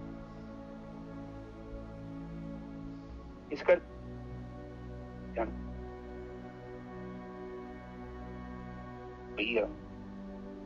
ਉਹਨੂੰ ਉਹਦੇ ਨਾਲ ਅਟੈਚ ਨਹੀਂ ਹੋਣਾ, ਉਹਨੂੰ ਭਾਵਾਤੀਤ ਕਹਿੰਦੇ ਨੇ। ਫਿਲਮ ਚੱਲੇ ਪਰ ਸੁਰਤੀ ਅਟੈਚ ਨਾ ਹੋਵੇ। ਉਸ ਖਾਲੀ ਪੜਦੇ ਨੂੰ ਜਦੋਂ ਉਹ ਜਿਹੜੀ ਚੀਜ਼ ਆਈ ਆ ਉਹ ਲਗਾਤਾਰ ਨਹੀਂ ਆਉਂਦੀ, ਕੁਝ ਸਮੇਂ ਬਾਅਦ ਆਊਗੀ, ਚੱਲ ਜੂਗੀ, ਫਿਰ ਗੈਪ ਆਊਗਾ, ਟ੍ਰੇਨ ਦੇ ਡੱਬੇ ਵਾਂਗੂ ਗੈਪ ਹੁੰਦਾ। ਜਦੋਂ ਤੁਸੀਂ ਧਿਆਨ ਤੇ ਪੂਰੋ ਜਿੱਦਾਂ ਤੁਸੀਂ ਸਾਧਨਾ ਕਰ ਰਹੇ ਹੋ, ਬਿਲਕੁਲ ਚੀਜ਼ ਨੂੰ ਸਹੀ ਫੀਲ ਕਰ ਰਹੇ ਹੋ ਕਿ ਕਈ ਵਾਰੀ ਮਨ 4 ਮਿੰਟ 5 ਮਿੰਟ ਨਿਰਵਿਚਾਰ ਹੋ ਜਾਂਦਾ, ਚਿੱਤ ਬਿਲਕੁਲ ਖਾਲੀ ਹੋ ਜਾਂਦਾ। ਉਸ ਟਾਈਮ ਤੁਸੀਂ ਸਾਖੀ ਦੇ ਵਿੱਚ ਆ ਜਾਂਦੇ, ਬਿਲਕੁਲ ਸਾਖੀ। ਸਾਖੀ ਮਤਲਬ ਪਰਮਾਤਮਾ। ਹੁਣ ਜਿੰਨਾ ਚਿਰ ਤੱਕ ਆਪਾਂ ਸਾਖੀ ਹੋ ਕੇ ਉਸ ਖਾਲੀ ਚਿੱਤ ਨੂੰ ਵੇਹਦੇ ਨਹੀਂ ਆ, ਉਹਨਾਂ ਚਿਰ ਤੱਕ ਸਾਨੂੰ ਔਗਣਾ ਤੋਂ ਮੁਕਤੀ ਨਹੀਂ ਮਿਲਦੀ। ਜਦੋਂ ਵੀ ਤੁਸੀਂ ਨਿਰਵਿਚਾਰ ਹੋ ਕੇ ਆਪਣੀ ਸੁਰਤੀ ਨੂੰ ਚਿੱਤ ਵਿੱਚ ਖਿਲਾਰ ਦਿੱਤਾ, ਚਿੱਤ ਹੈਗਾ, ਤੁਹਾਡੀ ਸੁਰਤੀ ਉੱਥੇ ਬੈਠੀ ਹੈ, ਮਨ ਵੀ ਹੈਗਾ, ਪਰ ਉਹ ਲਹਿਰ ਜਿਹੜੀ ਹੈ ਸਮੁੰਦਰ ਚ ਲੀਨ ਹੋ ਗਈ ਹੈ, ਚਿੱਤ ਦੇ ਵਿੱਚ ਲੀਨ ਹੋ ਗਈ ਹੈ। ਔਰ ਉਸ ਖਾਲੀ ਚਿੱਤ ਨੂੰ ਵੇਖਣ ਦੇ ਨਾਲ ਹੀ ਤੁਹਾਨੂੰ ਔਗਣਾ ਤੋਂ ਆਪਣੇ ਆਪ ਹੀ ਮੁਕਤੀ ਮਿਲ ਲੈ, ਔਰ ਉਹਦੇ ਵਿੱਚ ਹੀ ਸਾਰੀ ਕੁੰਡੀ ਹੈ। ਜੇਕਰ ਤੁਸੀਂ ਇਹ ਬੁਰੀਆਂ ਆਦਤਾਂ ਨੂੰ ਛੱਡਣ ਦੀ ਕੋਸ਼ਿਸ਼ ਕਰੋਗੇ, ਇੱਕ ਵੀ ਆਦਤ ਨਹੀਂ ਤੁਹਾਡੇ ਕੋਲ ਛੱਡੀ ਜਾਣੀ। ਜ਼ਿੰਦਗੀ ਭਰ ਕੋਸ਼ਿਸ਼ ਕਰਕੇ ਵੇਖ ਲਿਓ, ਦੁਨੀਆ ਦੀ ਕੋਈ ਕਿਤਾਬ ਪੜ੍ਹ ਕੇ ਵੇਖ ਲਓ, ਉਹ ਆਦਤ ਨਹੀਂ ਤੁਹਾਡੇ ਤੋਂ ਲਾਗੂ ਹੋਣੀ। ਉਸ ਚੀਜ਼ ਨੂੰ ਛੱਡਣ ਦਾ ਇੱਕੋ ਹੀ ਤਰੀਕਾ ਹੈ, ਤੁਹਾਨੂੰ ਆਪਣੇ ਅਚੇਤਨ ਮਨ ਦੇ ਵਿੱਚ ਜਾਣਾ ਪਊਗਾ।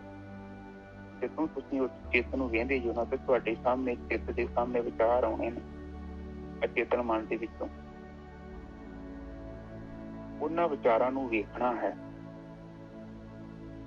ਉਹ ਕੁਛ ਵੀ ਨਹੀਂ ਕਹਿਣਾ ਚਾਹੁੰਦੇ, ਉਹਨਾਂ ਨੂੰ ਆਪਾਂ ਵੇਖ ਕੇ ਔਰ ਦਿਨੇ ਅਭਿਆਸ ਕਰਨਾ ਹੈ ਕਿ ਕਿਸੇ ਤਰੀਕੇ ਨਾਲ ਉਹਨਾਂ ਵਿਚਾਰਾਂ ਦੇ ਨਾਲ ਡਿਸਕਸ ਨਾ ਕੀਤੀ ਜਾਵੇ। ਔਰ ਜਦੋਂ ਉਹਨਾਂ ਵਿਚਾਰਾਂ ਨੂੰ ਆਪਾਂ ਦਿਨੇ ਪਰਹੇਜ਼ ਕਰਦੇ ਹਾਂ, ਜਿੱਦਾਂ ਮਤਲਬ ਉਹਨਾਂ ਨੂੰ ਅਟੈਂਡ, ਇੱਕੋ ਹੀ ਤਰੀਕਾ ਵਾ ਜੋ ਵੀ ਜੀਵਨ 'ਚ ਬੀਤ ਰਿਹਾ ਹੈ ਜਾਂ ਬੀਤੇਗਾ ਜਾਂ ਆਵੇਗਾ ਜਾਂ ਹੋਵੇਗਾ, ਉਹਨੂੰ ਇੱਕ ਹੀ ਗੱਲ ਕਹਿ ਕੇ ਆਪਣੇ ਮਨ ਨੂੰ ਸਮਝਾਉਣਾ ਕਿ ਮੇਰੇ ਪ੍ਰਮਾਤਮਾ ਦਾ ਜੋ ਵੀ ਹੁਕਮ ਹੈ ਮੈਨੂੰ ਮਨਜ਼ੂਰ ਹੈ, ਔਰ ਇਸ ਚੀਜ਼ ਦੇ ਉੱਤੇ ਮੈਂ ਕਿੰਤੂ ਪਰੰਤੂ ਨਹੀਂ ਕਰਦਾ। ਚੰਗਾ ਹੋਇਆ ਤਾਂ ਵੀ ਵਧੀਆ, ਮਾੜਾ ਹੋਇਆ ਤੇ ਤਾਂ ਵੀ ਵਧੀਆ। ਹੌਲੀ ਹੌਲੀ ਕਰਕੇ ਤੁਹਾਡੀ ਸੁੱਧੀ ਭਾਵਾਤੀਤ 'ਚ ਆ ਜਾਏਗੀ। ਭਾਵਾਤੀਤ ਮਤਲਬ ਭਾਵ ਤੇ ਅਤੀਤ ਦੋ ਚੀਜ਼ਾਂ ਦਾ ਬਣਿਆ ਹੈ ਇਹ ਅੱਖਰ। ਭਾਵ ਦਾ ਮਤਲਬ ਭਾਵਨਾ, ਅਤੀਤ ਦਾ ਮਤਲਬ ਨਹੀਂ ਜਾਂ ਸਮਾਂ ਜਾਂ ਆਉਣ ਵਾਲਾ ਸਮਾਂ। ਹਾਂ, ਭਾਵਨਾ ਨਹੀਂ ਜਿੱਥੇ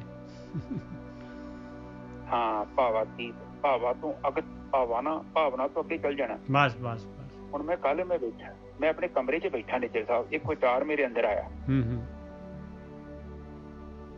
ਮੈਂ ਬੜਾ ਹੈਰਾਨ ਹੋਇਆ।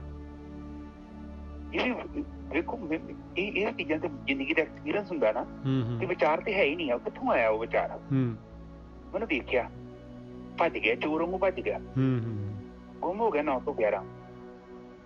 ਮੈਨੂੰ ਵਿਚਾਰ ਤੇ ਆਉਂਦਾ ਹੀ ਨਹੀਂ ਆ। ਮੈਂ ਕਿ ਇਹ ਵਿਚਾਰ ਕਿੱਥੋਂ ਆ ਗਿਆ? ਪਰ ਮਜ਼ਾ ਆਇਆ ਮੈਨੂੰ, ਇੰਟਰਸਟਿੰਗ ਚੈਲੰਜ ਸੀ ਮੇਰੇ ਲਈ ਬੜਾ ਵੱਡਾ। ਮੈਂ ਇਹ ਵਿਚਾਰ ਆਇਆ, ਜਿੱਦਾਂ ਬਲਬ ਨਹੀਂ ਜਗਾ ਦਿੱਤਾ ਚੋਰ ਭੱਜ ਜਾਂਦਾ, ਮੈਂ ਮਾੜਾ ਜਿਹਾ ਵੇਖਿਆ ਤੇ 9 ਤੋਂ 11 ਹੋ ਗਿਆ। ਜੇ ਮੈਂ ਚਾਹੁੰਦਾ ਤੇ ਉਹਦੇ ਨਾਲ ਮੱਕੜੀ ਦਾ ਜਾਲਾ ਚਾਲੂ ਕਰ ਵੀ ਸਕਦਾ ਸੀ। ਬਿਲਕੁਲ। ਪਰ ਇੱਥੋਂ ਮੈਂ ਮਹਿਸੂਸ ਕੀਤਾ ਕਿ ਉਹ ਚੀਜ਼ ਨੂੰ ਕਰਨਾ ਜਾਂ ਨਹੀਂ ਕਰਨਾ ਇੱਕ ਸਾਧਕ ਦੇ ਆਪਣੇ ਹੱਥ 'ਚ ਹੈ, ਤੁਹਾਡੇ ਆਪਣੇ ਹੱਥ 'ਚ। ਉਸ ਵਿਚਾਰ ਰੂਪੀ ਵੇਲ ਨੂੰ ਤੁਸੀਂ ਪਾਣੀ ਪਾਉਣਾ ਜਾਂ ਨਹੀਂ ਪਾਉਣਾ, ਉਹ 101% ਸਾਡੇ ਹੱਥ 'ਚ ਹੈ। ਇਹ ਪਤੰਜਲੀ ਯੋਗ ਦੇ ਵਿੱਚ ਉਹਨਾਂ ਨੇ ਲਿਖਿਆ ਵਾ, ਚਿੱਤ ਵਰਿੱਤੀ। ਪਤੰਜਲੀ ਦਾ ਯੋਗ ਪੜ੍ਹੋਗੇ ਨਾ, ਉਹ 'ਚ ਕਿਸੇ ਗੁਰੂ ਦੀ ਗੱਲ ਨਹੀਂ ਕੀਤੀ। ਉਹ ਕਹਿੰਦੇ ਕੋਈ ਗੁਰੂ ਨਹੀਂ ਚਾਹੀਦਾ, ਪਰ ਪੜ੍ਹ ਲਓ, ਉਹ ਬਹੁਤ ਛੋਟੀ ਦਾ ਗ੍ਰੰਥ ਹੈ, ਨਿੱਕਾ ਜਿਹਾ ਗ੍ਰੰਥ ਹੈ, ਛੋਟਾ ਜਿਹਾ। ਉਹ ਕਹਿੰਦੇ ਕਿ ਤੁਹਾਨੂੰ ਕਿਸੇ ਨੂੰ ਗੁਰੂ ਧਾਰਨ ਦੀ ਲੋੜ ਨਹੀਂ ਹੈ, ਤੁਸੀਂ ਖੁਦ ਸਾਧਨਾ ਕਰੋ ਔਰ ਉਹ ਚੀਜ਼ ਨੂੰ ਲੱਭ ਲਓ। ਛੋਟਾ ਜਿਹਾ ਗ੍ਰੰਥ ਹੈ। ਇਹ ਨਹੀਂ ਕਿ ਉੱਥੇ ਲਿਖਿਆ ਕਿ ਕਿਸੇ ਨੂੰ ਗੁਰੂ ਨੂੰ ਧਾਰ ਲਓ, ਤੁਸੀਂ ਮੱਥਾ ਟੇਕਾਓ ਤੇ ਤੁਹਾਨੂੰ ਮੁਕਤ ਕਰ ਦਓ। ਉਹ ਕਹਿੰਦੇ ਜੋ ਵੀ ਕਰਨਾ ਤੈਨੂੰ ਖੁਦ ਕਰਨਾ ਪੈਣਾ, ਕਿ ਤੇਰਾ ਹੀ ਚਿੱਤ ਆ, ਤੇਰਾ ਹੀ ਮਨ ਆ, ਤੇਰੀ ਹੀ ਬੁੱਧੀ ਆ, ਉਹ ਤੇਰਾ ਹੀ ਜੀਵਨ ਹੈ। ਬਿਲਕੁਲ ਪ੍ਰੈਕਟੀਕਲ ਗੱਲਾਂ ਕੀਤੀਆਂ ਹੋਈਆਂ। ਔਰ ਜੇ ਟਾਈਮ ਮਿਲੇ ਤਾਂ ਗ੍ਰੰਥ ਜ਼ਰੂਰ ਪੜ੍ਹੋ। ਬਾਣੀ ਵੀ ਤਾਂ ਇਹੀ ਕਹਿ ਰਹੀ ਹੈ, ਬਾਣੀ ਵੀ ਤਾਂ ਇਹੀ ਕਹਿ ਰਹੀ ਹੈ ਗੁਰਕੀ ਸਾਹਿਬ। ਬਾਣੀ ਵੀ ਕਹਿੰਦੀ ਵੀ ਫਾਈਟ ਤਾਂ ਰਿੰਗ ਦੇ ਵਿੱਚ ਤੈਨੂੰ ਹੀ ਕਰਨੀ ਪੈਣੀ ਹੈ ਭਾਈ। ਹਾਂ, ਬਾਣੀ ਤੇ ਕਹਿੰਦੀ ਹੈ। ਬਾਣੀ ਮੈਂ ਕਹਿੰਦਾ ਵੈਸੇ ਨਾਰਮਲੀ ਆਮ ਤੌਰ ਤੇ ਸਧਾਰਨ ਤੀਜੇ ਗ੍ਰੰਥ ਵੀ ਇਹਨਾਂ ਨੂੰ ਦੱਸ ਦਈਏ ਸੰਗਤ ਨੂੰ। ਹਾਂ, ਇਸ ਜ਼ਿਆਦਾ ਇਹਦੇ ਵਿੱਚ ਉਲਝਣ ਦੀ ਲੋੜ ਨਹੀਂ ਹੈ। ਔਰ ਜੇ ਕੋਈ ਮਨਮੁਖ ਬੇਵਕੂਫ ਹੈ ਪਰ ਆਪਣੇ ਨੂੰ ਧੋਖਾ ਦੇਣਾ ਚਾਹੁੰਦਾ ਤਾਂ ਫਿਰ ਸ਼ਰਾਬ ਪੀ ਜਾਵੇ, ਸਾਨੂੰ ਕੀ। ਪਰ ਉਦੋਂ ਪਛਤਾਉਣ ਦਾ ਕੋਈ ਫਾਇਦਾ ਨਹੀਂ ਹੈ ਜਦੋਂ ਲੀਵਰ ਖਰਾਬ ਹੋ ਗਿਆ। ਕਿਉਂਕਿ ਸ਼ੁਰੂਆਤ ਹੀ ਤੇ ਇੰਪੋਰਟੈਂਟ ਹੈ। ਜੇ ਤੁਸੀਂ ਗਲਤ ਸ਼ੁਰੂਆਤ ਕੀਤੀ ਹੈ ਨਾ, ਉਹ ਡਾਇਰੈਕਸ਼ਨ ਨਹੀਂ ਜੋ ਬਣਨੀ, ਤੇ ਨਾ ਹੀ ਤੁਹਾਨੂੰ ਨਿਰਵਿਚਾਰ ਅਵਸਥਾ ਮਿਲਣੀ। ਨਿਰਵਿਚਾਰ ਵੀ ਅਵਸਥਾ ਮਿਲ ਗਈ, ਮੰਨ ਲਓ, ਅੱਗੇ ਜਾ ਕੇ ਤੁਹਾਡੀ ਸੁੱਧੀ ਰੁਕ ਜਾਣੀ, ਕਿਉਂਕਿ ਉਹ ਜਿਹੜਾ ਤੁਹਾਡੀ ਸੁੱਧੀ ਜਿੱਧਰ ਜਾ ਰਹੀ ਹੈ ਨਾ, ਉੱਥੋਂ ਉਹ ਚੀਜ਼ ਮਿਲਣੀ ਨਹੀਂ ਤੁਹਾਨੂੰ। ਇਸ ਲਈ ਇਹ ਭਾਵਾਤੀਤ ਹੋਣਾ ਪਊਗਾ। ਇੱਥੋਂ ਰਾਗ ਤੇ ਦਵੈਸ਼ ਤੋਂ ਮੁਕਤੀ ਚਾਹੀਦੀ ਹੈ। ਰਾਗ ਵੀ ਨਹੀਂ ਚਾਹੀਦਾ ਕਿ ਤੁਸੀਂ ਕਿਹਨਾਂ ਰਾਗ ਕਰ ਲੈਂਦੇ ਆ ਕਿਸੇ ਬੰਦੇ ਨਾਲ, ਕਿਸੇ ਗੁਰੂ ਨਾਲ। ਉਹ ਵੀ ਰਾਗ ਹੈ ਨਿੱਜਰ ਸਾਹਿਬ, ਬਿਲਕੁਲ ਰਾਗ ਆ, ਬਿਲਕੁਲ ਰਾਗ ਆ। ਬਾਣੀ ਚ ਰਾਗ ਲਈ ਬਹੁਤ ਮਨਾਹੀ ਕੀਤੀ ਗਈ। ਠੀਕ ਹੈ ਜੀ। ਹਾਂਜੀ, ਅੱਗੇ ਬੋਲੋ ਨਿੱਜਰ ਸਾਹਿਬ ਤੋਂ।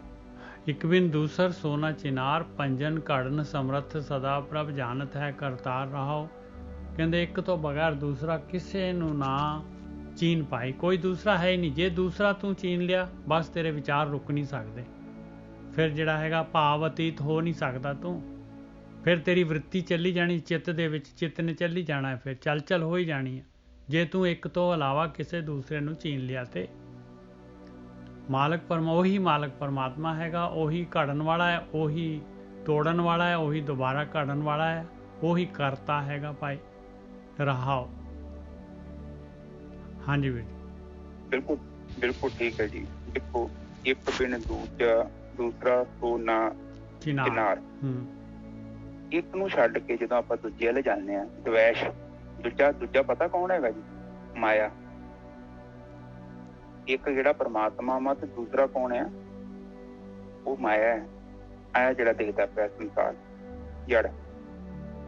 ਜਦੋਂ ਅਸੀਂ ਉੱਧਰ ਜਾਂਦੇ ਹਾਂ ਤੇ ਸਾਨੂੰ ਕੀ ਹੁੰਦਾ ਹੈ? ਸਾਨੂੰ ਚੇਤਨਾ ਨਹੀਂ ਮਿਲਦੀ। ਸਾਡੇ ਜੀਵ ਅਸੀਂ ਭਗਤੀ ਕਿਉਂ ਕਰ ਰਹੇ ਹਾਂ? ਅਸੀਂ ਆਪਣੀ ਚੇਤਨਾ ਨੂੰ ਮੁਕਤ ਕਰਨਾ ਚਾਹੁੰਦੇ ਹਾਂ। ਨਿੱਜਰ ਸਾਹਿਬ, ਹਾਂਜੀ, ਇੱਕ ਮੇਰੀ ਆ ਗੱਲ ਲੈਣ ਧਿਆਨ ਨਾਲ ਸੁਣ ਲਿਓ, ਇਹ ਬੜੀ ਕੰਮ ਦੀ ਲੈਣ ਆ, ਇਹ ਬਹੁਤ ਚੋਟੀ ਦੀ ਲੈਣ ਆ। ਤਾਂ ਫਿਰ ਬੋਲਾਂਗਾ। ਅਸੀਂ ਭਗਤੀ ਇਸ ਕਰਕੇ ਕਰ ਰਹੇ ਹਾਂ, ਚੇਤਨਾ ਨੂੰ ਮੁਕਤ ਕੀਤਾ ਜਾਵੇ।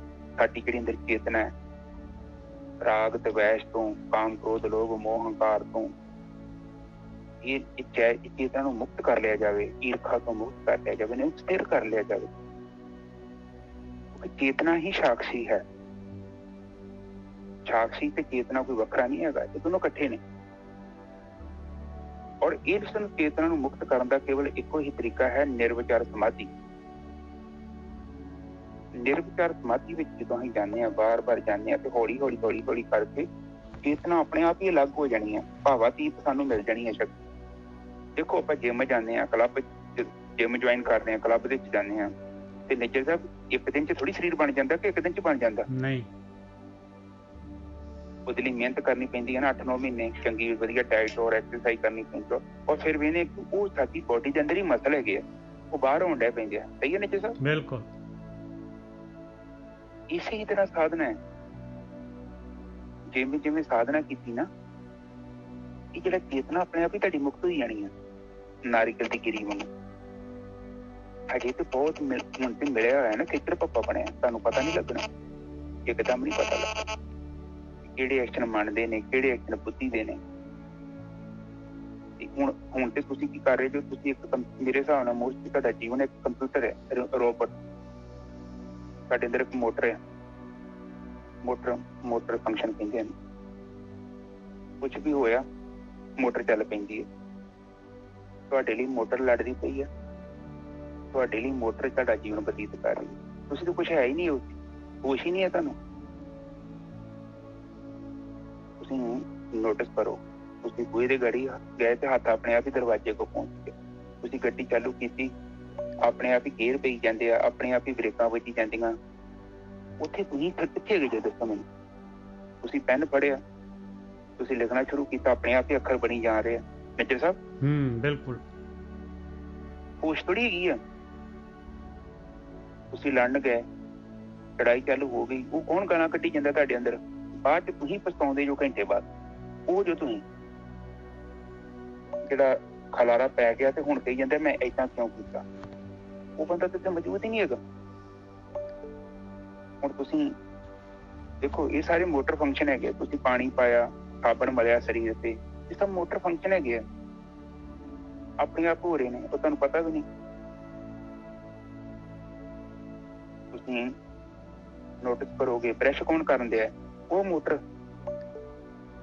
ਦੰਦ ਤੁਹਾਡੇ ਕੌਣ ਸਾਫ਼ ਕਰ ਰਿਹਾ? ਵਾਲ ਵੇਖੋ, ਤੁਸੀਂ ਥੋੜੀ ਵਾਹੁੰਦੇ ਜੋ, ਉਹ ਤੇ ਆਪਣੇ ਆਪ ਵਾਹੀ ਜਾ ਰਹੇ ਆ। ਤੁਸੀਂ ਕੱਪੜੇ ਵੇਖੋ, ਤੁਸੀਂ ਥੋੜੀ ਪਾਉਂਦੇ ਜੋ, ਉਹ ਆਪਣੇ ਪੈ ਰਹੇ ਆ। ਮਨ ਤਾਂ ਕਿਤੇ ਹੈਗਾ, ਮਨ ਤਾਂ ਕਿਤੇ ਘੁੰਮ ਰਿਹਾ, ਕਿਤੇ ਹੈਗੀ ਨਹੀਂ। ਹਾਂ ਨਾ, ਬਿਲਕੁਲ ਨਹੀਂ, ਸੁਰਤ ਹੈ ਨਹੀਂ। ਤੁਹਾਨੂੰ ਲੋਕੀ ਕਹਿੰਦੇ ਆ, ਮੇਰੀ ਗੱਲ ਸੁਣੀ ਆ, ਤੁਸੀਂ ਕਹਿੰਦੇ ਆ ਮੈਨੂੰ ਦੁਬਾਰਾ ਦੱਸੇਗਾ ਕੀ ਗੱਲ ਸੀ? ਅਗਲਾ ਕਹਿੰਦਾ ਭਾਈ ਤੂੰ ਮੇਰੇ ਲਾਗੇ ਖਲੋਤਾ 10 ਮਿੰਟ ਤੋਂ ਮੈਂ ਬੋਲਣ ਡਿਆ, ਤੇਰੀਆਂ ਅੱਖਾਂ ਵੀ ਮੇਰੇ ਵੱਲ ਆ, ਕੰਨ ਵੀ ਮੈਂ ਇੱਥੇ ਆ, ਤੇ ਗੱਲਾਂ ਤੂੰ ਮੇਰੀਆਂ ਸੁਣੀਆਂ ਵਾ, ਤੇ ਤੈਨੂੰ ਗੱਲ ਮੇਰੀ ਪਤਾ ਨੀ ਲੱਗਾ ਮੈਂ ਕੀ ਕਿਹਾ? ਨਹੀਂ ਯਾਰ, ਮੈਨੂੰ ਪਤਾ ਨੀ ਲੱਗਾ, ਮੇਰਾ ਧਿਆਨ ਕਿਤੇ ਹੋਰ ਸੀ। ਜੋ ਕਰ ਲੋ ਕਰ। ਬੰਦਾ ਬਹੁਤ ਵੱਡੀ ਬੇਹੋਸ਼ੀ ਦੇ ਵਿੱਚ ਆ। ਕਿਤੇ ਭਲਾ ਹੋਵੇ ਉਹਨਾਂ ਗੁਰੂਆਂ ਦਾ ਜਿਨ੍ਹਾਂ ਨੇ ਖੋਜਾਂ ਕਰਕੇ ਗ੍ਰੰਥਾਂ ਦੇ ਰਾਹੀਂ ਸਾਨੂੰ ਸਮਝਾਤਾ ਕਿ ਇਹ ਨੀਂਦ ਨੂੰ ਤੋੜੋ, ਇਹਨੂੰ ਵੀ ਤੇ ਤੇਰਾ ਜੀਵਨ ਹੀ ਲੰਘ ਜੇ ਬੇਹੋਸ਼ੀ ਦੇ ਵਿੱਚ। ਔਰ ਇਹ ਲੋਕ ਜਿਹੜੇ ਖੁਦ ਸੁੱਤੇ ਆ, ਤੁਹਾਨੂੰ ਕਿੱਥੋਂ ਜਗਾ ਦੇਣਗੇ ਦੱਸੋ? ਬਿਲਕੁਲ। ਜਾਓ ਇਹਨਾਂ ਨੂੰ ਕੋਈ ਜਗਾ ਦੋ। ਤੁਹਾਨੂੰ ਕੋਈ ਇੱਕ ਬੰਦਾ ਜਾਗਿਆ ਇੱਥੇ, ਕੋਈ ਜਾਗਰਤ, ਉਹ ਕਹਿੰਦੇ ਨਾ ਸੁਖਦੇਵ, ਕੋਈ 2-4 ਬੰਦੇ ਸੀ ਕਹਿੰਦੇ ਜਾਗੇ, ਬਾਕੀ ਸਾਰੇ ਸੁੱਤੇ। ਬਿਲਕੁਲ। ਬੱਚਿਆਂ ਦਾ ਖੇਲ ਹੈ ਜਾਗਣਾ। ਉਹ ਜਾਗਣਾ ਜਿਹੜਾ ਹੈ ਉਹ ਪ੍ਰਯੁਕਤੀ ਹੈ, ਔਰ ਉਹਦੇ ਲਈ ਇੱਕ ਪ੍ਰੋਪਰ ਸਾਧਨਾ ਹੈ। ਔਰ ਸਾਧਨਾ ਦੇ ਨਾਲ ਗਿਆਨ, ਇਹ ਗਿਆਨ ਰੋਜ਼ ਜਿਹੜੀ ਸਰਵਣ ਕਰਨਾ ਪੈਂਦਾ, ਥੋੜਾ ਥੋੜਾ ਥੋੜਾ। ਇਹਨੇ ਹੌਲੀ ਹੌਲੀ ਮੈਲ ਉਤਾਰਨੀ ਹੈ। ਮਨ ਬਹੁਤ ਪੁਰਾਣਾ ਹੈ, ਇੱਕਦਮ ਨਹੀਂ ਚਮਕ ਜਾਂਦਾ। ਇਲਾ 2 ਅੱਖਰਾਂ ਦਾ ਨਾਮ ਲਿਖ ਕੇ ਦੇਤਾ ਬਈ ਤੂੰ ਮੁਕਤ ਹੋ ਜਾਂਗਾ, ਜਾ ਕੇ ਨੂੰ ਦੱਸੀ ਨਾ, ਤੈਨੂੰ ਨਾਮ ਦੇਤਾ ਹੀ ਗੁਰੂ ਨੇ। ਇਹ 5 ਅੱਖਰ ਦਾ, ਕੋਈ 7 ਦਾ ਦੇਈ ਜਾਂਦਾ ਰਾਮਪਲ ਵਰਗਾ। ਇਹ ਨਾਮ ਨੂਮ ਦੇ ਨਾਲ ਕੁਛ ਨਹੀਂ ਹੋਣਾ। ਇਹ ਤੇ ਸਾਧਨਾ ਹੈ, ਔਰ ਇੱਕ ਐਸੀ ਸਾਧਨਾ ਹੈ ਜਿੱਥੇ ਕੁਛ ਨਹੀਂ ਕਰਨਾ। ਮੇਜਰ ਸਾਹਿਬ, ਬਿਲਕੁਲ ਕੁਛ ਕਰਨ ਦੀ ਨਹੀਂ ਹੈ, ਕੁਛ ਨਾ ਕਰਨ ਦੀ ਸਾਧਨਾ ਜੀ। ਵੇਖੋ ਇਹ ਵੀ ਦੇਖੋ, ਜਿਹੜਾ ਕਰਨ ਵਾਸਤੇ ਤੁਹਾਨੂੰ ਕਹਿ ਰਿਹਾ ਉਹ ਤੁਹਾਨੂੰ ਉਲਝਾ ਰਿਹਾ, ਉਹ ਤੁਹਾਨੂੰ ਬੰਨ ਰਿਹਾ। ਕਿਉਂਕਿ ਜਿੱਦਾਂ ਹੁਣ ਆਪਾਂ 1 ਤੋਂ 2 ਤੋਂ ਬੋਲਣਾ ਸ਼ੁਰੂ ਕਰ ਦਈਏ, ਆਪਾਂ ਥੋੜੀ ਬੋਲਦੇ ਹਾਂ, ਉੱਥੇ ਸਾਡੇ ਅੰਦਰ ਮਸ਼ੀਨ ਹੈ, ਉਹ ਬੋਲੀ ਜਾਂਦੀ ਹੈ, ਉਹੀ ਮਸ਼ੀਨ ਸਾਡਾ ਪਾਠ ਪੜ੍ਹੀ ਜਾਂਦੀ ਹੈ। ਨਿੱਜਰ ਸਾਹਿਬ ਬਿਲਕੁਲ ਠੀਕ ਹੈ ਜੀ। ਬਾਣੀ ਤਾਂ ਕਹਿੰਦੀ ਹੈ, ਮਹਾਰਾਜ ਪੰਜਵੀਂ ਪਾਤਸ਼ਾਹੀ ਕਹਿੰਦੇ, ਥਿਰ ਕਰ ਬੈਸੋ ਹਰ ਜਨ ਪਿਆਰੇ, ਸਤਿਗੁਰ ਤੁਮਰੇ ਕਾਜ ਸਵਾਰੇ। ਹਾਂ, ਥਿਰ ਕਰ ਬੈਠੋ, ਇਹਦੀ ਵਿਆਖਿਆ ਵੀ ਕਰ ਦਿਓ। ਬਈ ਕਹਿੰਦੇ ਬਈ ਮਨ ਦੇ ਵਿਚਾਰ ਬੰਦ ਕਰ ਲਾ, ਜੋ ਸੋਚ ਰਿਹਾ ਹੈ ਇਹਨੂੰ ਬੰਦ ਕਰ ਲਾ, ਅੰਦਰ ਵੜ ਆਪਣੇ ਔਰ ਨਿਰਵਿਚਾਰ ਹੋ। ਹਾਂ ਹੈ ਇਹਦੀ ਵਿਆਖਿਆ ਜੀ। ਤਾਂ ਸਤਿਗੁਰੂ ਕਾਜ ਸਵਾਰ ਦੂਗਾ। ਹਾਂ, ਤੇ ਦੇਖ ਲਓ ਇੱਥੇ ਤੁਹਾਨੂੰ ਕੌਣ ਕਹਿੰਦੇ ਤੁਹਾਡੇ ਵਿਚਾਰ ਤੋੜਨੇ? ਉਹ ਤੇ ਉਹਨਾਂ ਨੂੰ ਤਾਂ ਪਤਾ ਹੀ ਨਹੀਂ ਵਿਚਾਰਿਆਂ ਨੂੰ ਕਿ ਵਿਚਾਰਾਂ ਤੋਂ ਅੱਗੇ ਜਾਣਾ ਕਿੱਥੇ ਲਈ ਫਿਰਦੇ। ਉਹ ਸਰੀਰ ਦੇ ਪਤਾ ਨਹੀਂ ਕੀ ਚੱਕਰ ਖੋਲੀ ਜਾਂਦੇ ਲੋਕਾਂ ਨੂੰ। ਇਸੇ ਚੀਜ਼ਾਂ ਦਾ ਧਿਆਨ ਦੇਣਾ। ਹਾਂ, ਸਾਧ ਸੰਗਤ ਜੀ ਆਪਾਂ ਵਿਚਾਰ ਕਰਦੇ ਹਾਂ ਜੀ। ਭੰਜਨ ਆਪ ਉਹਦੇ ਨਜੇ ਸਾਹਿਬ ਭੰਜਨ ਕਾੜਨ ਸਮਰੱਥ ਸਦਾ ਪ੍ਰਭ, ਹਮੇਸ਼ਾ ਹੀ ਮਾਲਕ ਪਰਮਾਤਮਾ ਤੋੜਨ ਤੇ ਦੁਬਾਰਾ ਬਣਾਉਣ ਦੇ ਸਮਰੱਥ ਹੈਗਾ।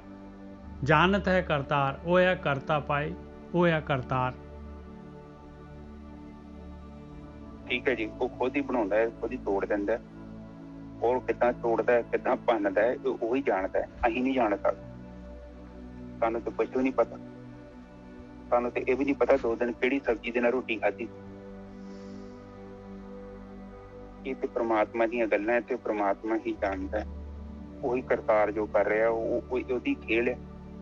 ਬਹੁਤ ਚੰਗੀ ਤਰ੍ਹਾਂ ਜਾਣਦਾ। ਉਹਨੂੰ ਇੱਕ ਜੀਵ ਦੇ ਬਾਰੇ ਪਤਾ ਹੈ, ਕਿਹੜਾ ਜੀਵ ਕੀ ਕਰਦਾ ਤੇ ਕਿੱਥੇ ਘੁੰਮਦਾ ਪਿਆ। ਔਰ ਉਹਦੇ ਕੋਲ ਹਰ ਇੱਕ ਜੀਵ ਦਾ ਹਿਸਾਬ ਉਹਦੇ ਨਾਲ ਹੀ ਹੈ। ਉਹਦੀ ਚਿੱਤ ਦੇ ਵਿੱਚ ਹਿਸਾਬ ਹੈ। ਤੁਹਾਡੇ ਚਿੱਤ ਦੇ ਵਿੱਚ ਹੀ ਚਿੱਤਰਗੁਪਤ ਹੈ। ਔਰ ਉਹ ਜਿਹੜਾ ਚਿੱਤਰਗੁਪਤ ਹੈ, ਉਹ ਤੁਹਾਡੀਆਂ ਹਰ ਇੱਕ ਗੱਲਾਂ ਨੂੰ, ਤੁਹਾਡੇ ਹਰ ਇੱਕ ਵਿਚਾਰ ਨੂੰ ਵੇਂਹਦਾ ਹੈ ਔਰ ਤੁਹਾਡੇ ਨਾਲ ਹੀ ਲਿਖ ਦਿੰਦਾ। ਚਿੱਤ ਦਾ ਮਤਲਬ ਚਿੱਤਰਗੁਪਤ। ਇੰਦਰਜਾਲ ਦਾ ਮਤਲਬ ਇੰਦਰੀਆਂ ਦਾ ਜਾਲ। ਹਰ ਕੋਈ ਜੀਵ ਇੰਦਰੀਆਂ ਦੇ ਵਿੱਚ ਫਸਿਆ ਹੈ ਔਰ ਇਹਨਾਂ ਦੇ ਰਸਾਂ ਦੇ ਵਿੱਚ, ਉਹਨਾਂ ਦੇ ਭੋਗਾਂ ਦੇ ਵਿੱਚ ਰਸ ਲੈਂਦਾ ਹੈ। ਔਰ ਇਸੇ ਤਰ੍ਹਾਂ ਹੀ ਜੀਵ ਭਟਕਦਾ ਹੈ ਔਰ ਭਟਕਦਾ ਹੋਇਆ ਆਪਣਾ ਜੀਵਨ ਬਤੀਤ ਕਰ ਦਿੰਦਾ ਹੈ। ਠੀਕ ਹੈ ਨਾ ਜੀ ਸਾਹਿਬ? ਅਗਲੀ ਤੁਕ ਬੋਲੋ। ਰਹਾਉ ਕਹਾ ਪਇਓ ਜੋ ਅਤ ਹਿਤ ਚਿਤ ਕਰ ਬਹੁਵਿਧ ਸਿਲਾ ਪੁਜਾਈ। ਕਹਿੰਦੇ ਕੀ ਹੋ ਗਿਆ, ਜਿਹੜਾ ਬੜੇ ਤੂੰ ਪ੍ਰੇਮਾ ਭਗਤੀ ਦੇ ਨਾਲ ਜਿਹੜਾ ਹੈਗਾ ਪੱਥਰ ਦੀ ਮੂਰਤੀ ਦੀ ਪੂਜਾ ਕੀਤੀ। ਪ੍ਰਾਣ ਥਕਿਓ ਪਾਹਨ ਕਹਿ ਪਰਸਤ, ਕਛ ਕਰ ਸਿੱਧ ਨਾ ਆਈ। ਕਹਿੰਦੇ ਥੱਕ ਗਏ ਤੇਰੇ ਪ੍ਰਾਣ, ਤੇਰੀ ਸ਼ਕਤੀ ਘਟ ਗਈ ਇਹ ਪੱਥਰ ਨੂੰ ਪਰਸਦੇ ਪਰ ਕੁਛ ਵੀ ਹਾਸਲ ਨਹੀਂ ਹੋਇਆ, ਕੁਛ ਵੀ ਸਿੱਧੀ ਪ੍ਰਾਪਤ ਨਹੀਂ ਹੋਈ, ਕੋਈ ਵੀ ਚੇਂਜ ਨਹੀਂ ਆਇਆ। ਹਾਂਜੀ ਵੀਰ ਜੀ। ਅੱਛਾ, ਕਹਾਂ ਪਾਨੇ ਹੋ ਅਸੀਂ, ਫਿਰ ਦੁਬਾਰਾ ਬੋਲੇ ਨੇ ਜੀ ਸਾਹਿਬ। ਕਹਾਂ ਪਏ ਹੋ, ਕਹਾਂ ਪਏ ਹੋ ਪੂਜਾ ਕਰਨ ਨਾਲ। ਹਾਂ, ਕਹਾਂ ਪਏ ਹੋ ਜੋ ਅਤ ਹਿਤ ਚਿਤ ਕਰ ਬਹੁਵਿਧ ਸਿਲਾ ਪੁਜਾਈ। ਕਹਿੰਦੇ ਬਹੁਤ ਚਿੱਤ ਲਗਾ ਕੇ ਤੂੰ ਪੱਥਰ ਦੀ ਪੂਜਾ ਕੀਤੀ। ਕੀ ਹੋ ਗਿਆ? ਕਹਿੰਦੇ ਜੇ ਇੰਨਾ ਪਿਆਰ ਕਰਕੇ, ਇੰਨਾ ਚਿੱਤ ਲਗਾ ਕੇ ਪੱਥਰ ਦੀ ਪੂਜਾ ਕੀਤੀ ਆ। ਪ੍ਰਾਣ ਥਕਿਓ ਪਾਹਨ ਕੇ ਪਰਸਤ, ਕਛ ਕਰ ਸਿੱਧ ਨਾ ਆਈ। ਕਹਿੰਦੇ ਪ੍ਰਾਣ ਥੱਕ ਗਏ ਤੇਰੇ ਪੱਥਰ ਨੂੰ ਪਰਸਦੇ ਤੇਰੇ ਕਰ ਦੇ ਵਿੱਚ, ਹੱਥ ਦੇ ਵਿੱਚ ਕੁਛ ਵੀ ਸਿੱਧੀ ਤਾਂ ਪ੍ਰਾਪਤ ਨਹੀਂ ਹੋਈ, ਤੈਨੂੰ ਕੁਛ ਮਿਲਿਆ ਤਾਂ ਹੈ ਨਹੀਂਗਾ। ਹਾਂਜੀ ਵੀਰ। ਬਿਲਕੁਲ ਸਹੀ ਹੈ। ਇੱਥੇ ਮੈਂ ਮਾਡਰਨ ਵਿਆਖਿਆ ਕਰਦੇ ਹਾਂ ਆਪਾਂ। ਪੱਥਰ ਦੀ ਪੂਜਾ ਕਰ ਲਓ ਜਾਂ ਕਿਸੇ ਸੋ ਕਾਲਡ ਕਿਸੇ ਗੁਰੂ ਕੋਲ ਚੱਲ ਜਾਓ। ਜੇਕਰ ਤੁਹਾਡੇ ਜੀਵਨ ਦੇ ਵਿੱਚ ਪਰਿਵਰਤਨ ਨਹੀਂ ਆ ਰਿਹਾ ਤੇ ਸਮਝ ਲਓ ਉਹ ਬੰਦਾ ਵੀ ਪੱਥਰ ਹੀ ਹੈ। ਨਿਜਰ ਸਾਹਿਬ ਬਿਲਕੁਲ ਸਹੀ ਗੱਲ ਹੈ। ਜੋ ਕੁਛ ਵੀ ਆਪਾਂ ਕਰ ਰਹੇ ਹਾਂ ਉਹ ਸਾਰਾ ਪੱਥਰ ਹੀ ਹੈ। ਜੋ ਵੀ ਕੁਛ ਕਰ ਰਹੇ ਕਰਮ ਕਾਂਡ ਹੈਗਾ ਭਾਈ।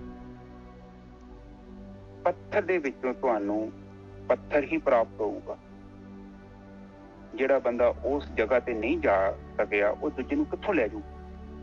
ਜਿਹੜਾ ਦੀਵਾ ਬੁਝਿਆ ਉਹ ਦੂਜੇ ਨੂੰ ਕਿੱਥੋਂ ਜਗਾ ਦੂ? ਗੁਰੂ ਗ੍ਰੰਥ ਸਾਹਿਬ ਜੀ ਦੇ ਵਿੱਚ ਇਸੇ ਗੱਲ ਨੂੰ ਚੰਗੀ ਤਰ੍ਹਾਂ ਸਮਝਾਇਆ ਔਰ ਬਹੁਤ ਬਰੀਕੀ ਨਾਲ ਸਮਝਾਇਆ। ਜਿਸ ਇਨਸਾਨ ਦੇ ਕੋਲ ਆਪਣੀ ਬੁੱਧੀ ਨਹੀਂ ਹੈਗੀ, ਵਿਵੇਕ ਨਹੀਂ ਹੈਗਾ, ਜੋ ਖੁਦ ਹੀ ਆਪ ਹੀ ਪੈਸੇ ਦੇ ਵਿੱਚ ਗੁਆਚਿਆ ਹੈ, ਮਾਇਆ ਦੇ ਵਿੱਚ ਉਲਝਿਆ ਹੋਇਆ ਹੈ, ਉਹ ਤੁਹਾਨੂੰ ਕਿੱਥੋਂ ਰਾਹ ਦਿਖਾ ਦੇਗਾ? ਇਸ ਲਈ ਕਿਸੇ ਤੇ ਯਕੀਨ ਨਾ ਕਰੋ, ਖੁਦ ਚੱਲੋ ਔਰ ਆਪਣਾ ਮਾਰਗ ਖੁਦ ਦਰਸ਼ਨ ਕਰਨਾ ਹੈ। ਇਸ ਲਈ ਇਹ ਕਿਹਾ ਹੋਇਆ, ਮੈਂ ਮਹਾਤਮਾ ਬੁੱਧ ਨੇ ਕਿਹਾ ਬਣੀ, ਆਪਣਾ ਚਿਰਾਗ ਖੁਦ ਬਣ, ਆਪਣਾ ਦੀਪਕ ਖੁਦ ਬਣ। ਕਿਸੇ ਦਾ ਦੀਪਕ ਤੇਰੇ ਕੰਮ ਨਹੀਂ ਆਉਣਾ। ਔਰ ਕਿਸੇ ਦਾ ਦੀਪਕ ਤੇ ਕਿਸੇ ਕੰਮ ਦਾ ਨਹੀਂ ਹੁੰਦਾ। ਆਪਣੀ ਚੀਜ਼ ਜਿਹੜੀ ਹੁੰਦੀ ਆ ਆਪਣੀ ਹੁੰਦੀ ਆ। ਔਰ ਬਾਣੀ ਖਾਸ ਕਰਕੇ ਸਾਨੂੰ ਇਸੇ ਗੱਲ ਲਈ ਸਮਝਾਉਂਦੀ ਆ ਕਿ ਆਤਮ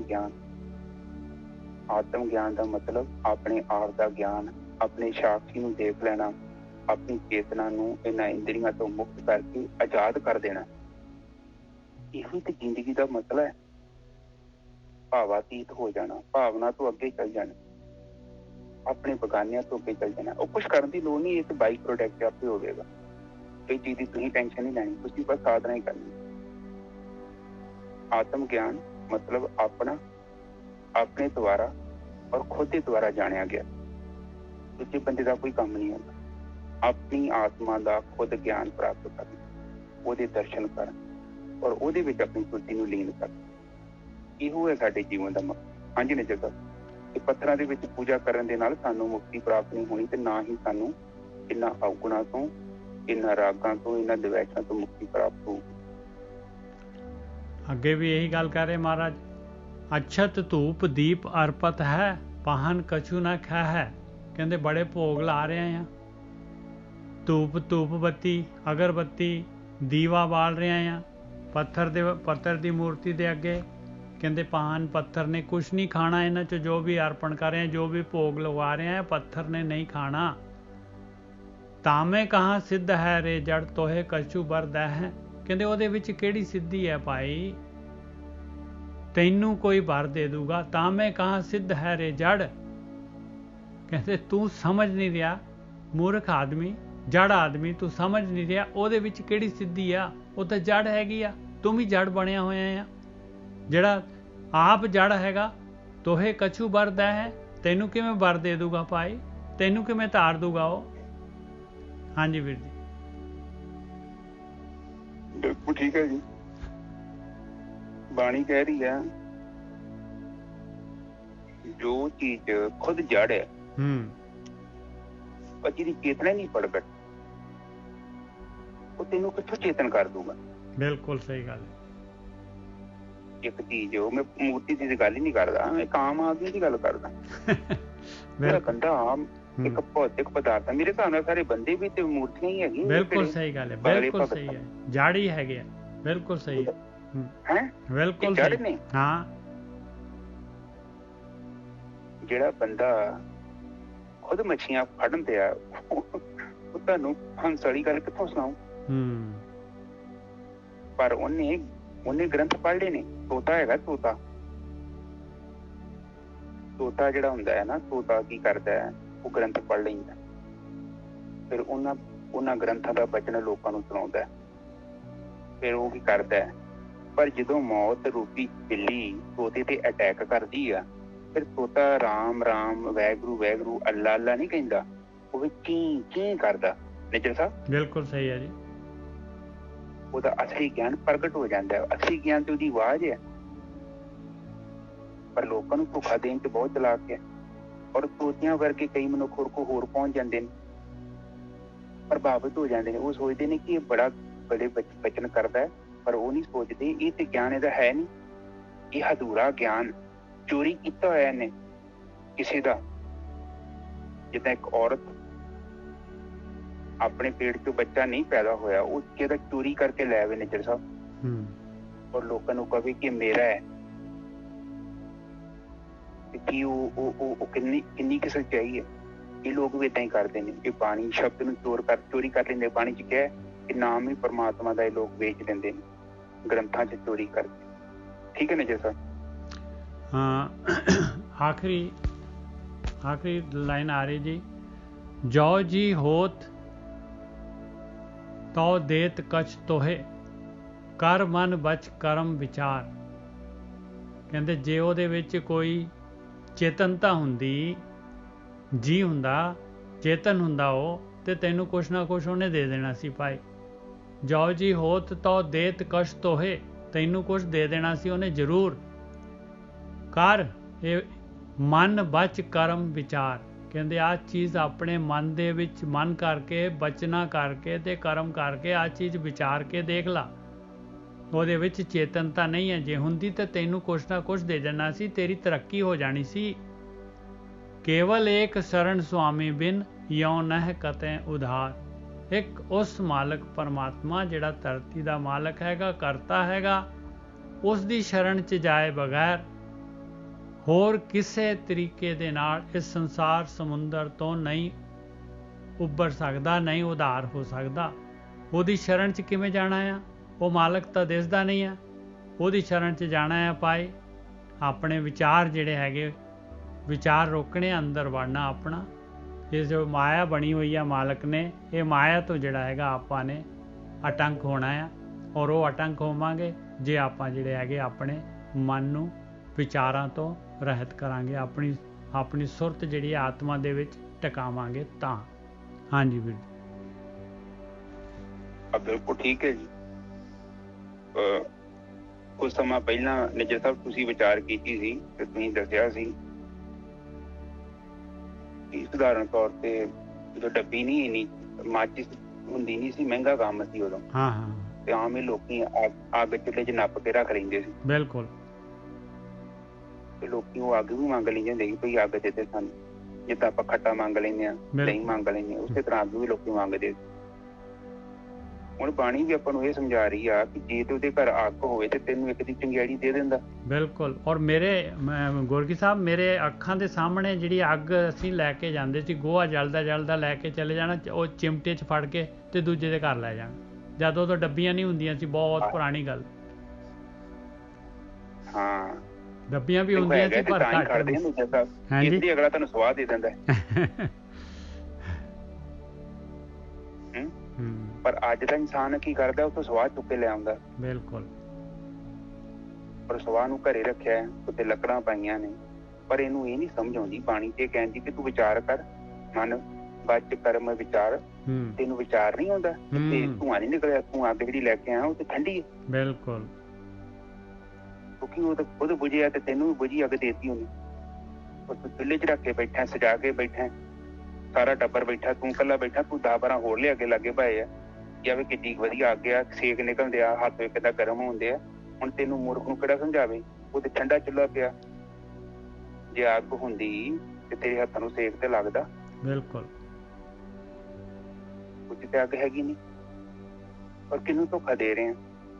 ਤੇਰਾ ਮਨ ਤੈਨੂੰ ਬੇਵਕੂਫ ਬਣਾਉਂਦੇ ਆ। ਉਹ ਤੇ ਜੜ ਹੈਗਾ, ਉਹ ਤੇ ਚਾਹੁੰਦਾ ਪ੍ਰਕਿਰਤੀ ਦੇ ਅਧੀਨ ਰਵੇ, ਤੇਰਾ ਕੰਮ ਚੱਲਦਾ ਰਹੇ। ਔਰ ਤੂੰ ਉਹਦੇ ਛਲਾਵੇ 'ਚ, ਉਹਦੀ ਇੰਦਰੀਆਂ ਦੇ ਵਿੱਚ ਆ ਕੇ ਤੇ ਇੰਦਰੀ ਜਾਲ ਨੂੰ ਭੋਗੀ ਜਾ ਰਹੇ ਆ। ਔਰ ਇਹ ਵੀ ਤੇਰੀ ਇੱਕ ਮਨ ਦੀ ਇੱਕ ਕਿਰਿਆ ਹੈ। ਔਰ ਤੂੰ ਕੇਵਲ ਸਵਾਦ ਹੀ ਲੈਂਦਾ ਫਿਰਦਾ ਹੈ ਧਾਰਮਿਕ ਸਥਾਨਾਂ ਤੇ, ਪਰ ਤੈਨੂੰ ਕੋਈ ਪ੍ਰਮਾਤਮਾ ਨਾਲ ਮਿਲਣ ਦੀ ਕੋਈ ਤਾਂਘ ਨਹੀਂ ਹੈਗੀ। ਨਹੀਂ ਹੈਗੀ। ਬਿਲਕੁਲ ਸਹੀ। ਪਤਾ ਲੱਗ ਜਾਣਾ ਕਿ ਇੱਥੇ ਅੱਗ ਕਿਉਂ ਨਹੀਂ ਨਿਕਲਦੀ ਪਈ। ਛੋਟੇ ਜਿਹੇ ਬੱਚੇ ਨੂੰ ਕਹੋ, ਮੇਰੇ ਨਿੱਕਾ ਜਿਹਾ ਬੱਚਾ ਉਹ 10-12 ਸਾਲ ਦਾ, ਮਾੜੀ ਜਿਹੀ ਗੱਲ ਕਰਦਾ, ਕੋਈ ਖਲੋ ਜਾਂਦਾ, ਮੇਰੇ ਕੋਲ ਪੁੱਛਦਾ ਕਿ ਮੈਂ ਏਦਾਂ ਕਿਉਂ ਕਰਾਂ, ਮੈਨੂੰ ਜਵਾਬ ਦਿਓ।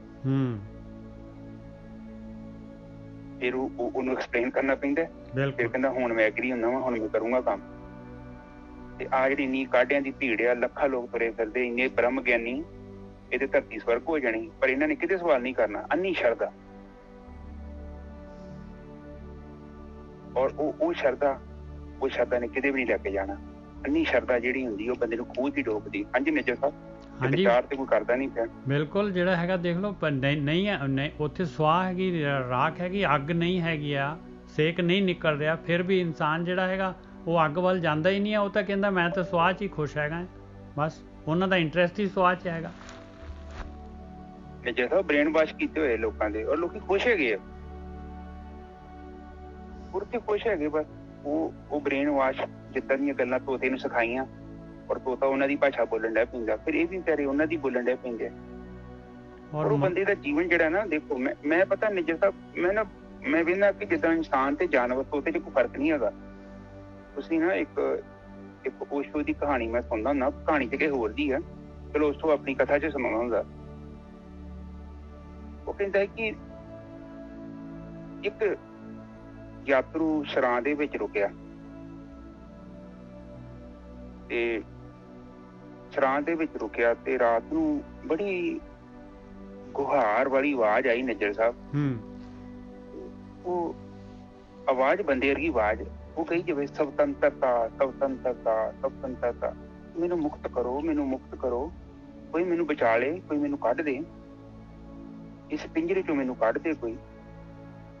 ਚਲੋ ਉਹ ਕਹਿੰਦਾ ਅੱਧੀ ਕੁ ਰਾਤ ਹੋ ਗਈ, ਉਹ ਜਿਹੜਾ ਯਾਤਰੂ ਸੀ ਉਹਨੇ ਵੇਖਿਆ ਕੋਈ ਕਿੱਥੋਂ ਆਵਾਜ਼ ਆਉਂਦੀ ਆ। ਉਹਨੇ ਫਿਰ ਵੇਖਿਆ ਕਿ ਉਹ ਜਿਹੜਾ ਮੈਨੇਜਰ ਸੀ ਉਹਦੇ ਦਫ਼ਤਰ ਦੇ ਗਾੜੀ ਨਜ਼ਰ ਤੱਕ ਪਿੰਜਰੇ 'ਚ ਤੋਤਾ ਹੀ ਕੈਦ।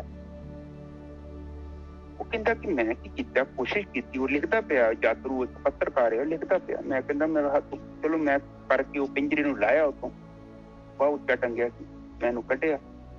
ਮੈਂ ਤੋਤੇ ਨੂੰ ਬਾਹਰ ਕੱਢਣ ਦੀ ਕੋਸ਼ਿਸ਼ ਕੀਤੀ। ਨਿੱਜਰ ਸਾਹਿਬ ਕਹਿੰਦਾ ਉਹਨੇ ਮੇਰੀ ਚੁੰਝਾਂ ਮਾਰਤੀਆਂ ਮੇਰੀ ਉਂਗਲ ਤੇ। ਨਿੱਜਰ ਸਾਹਿਬ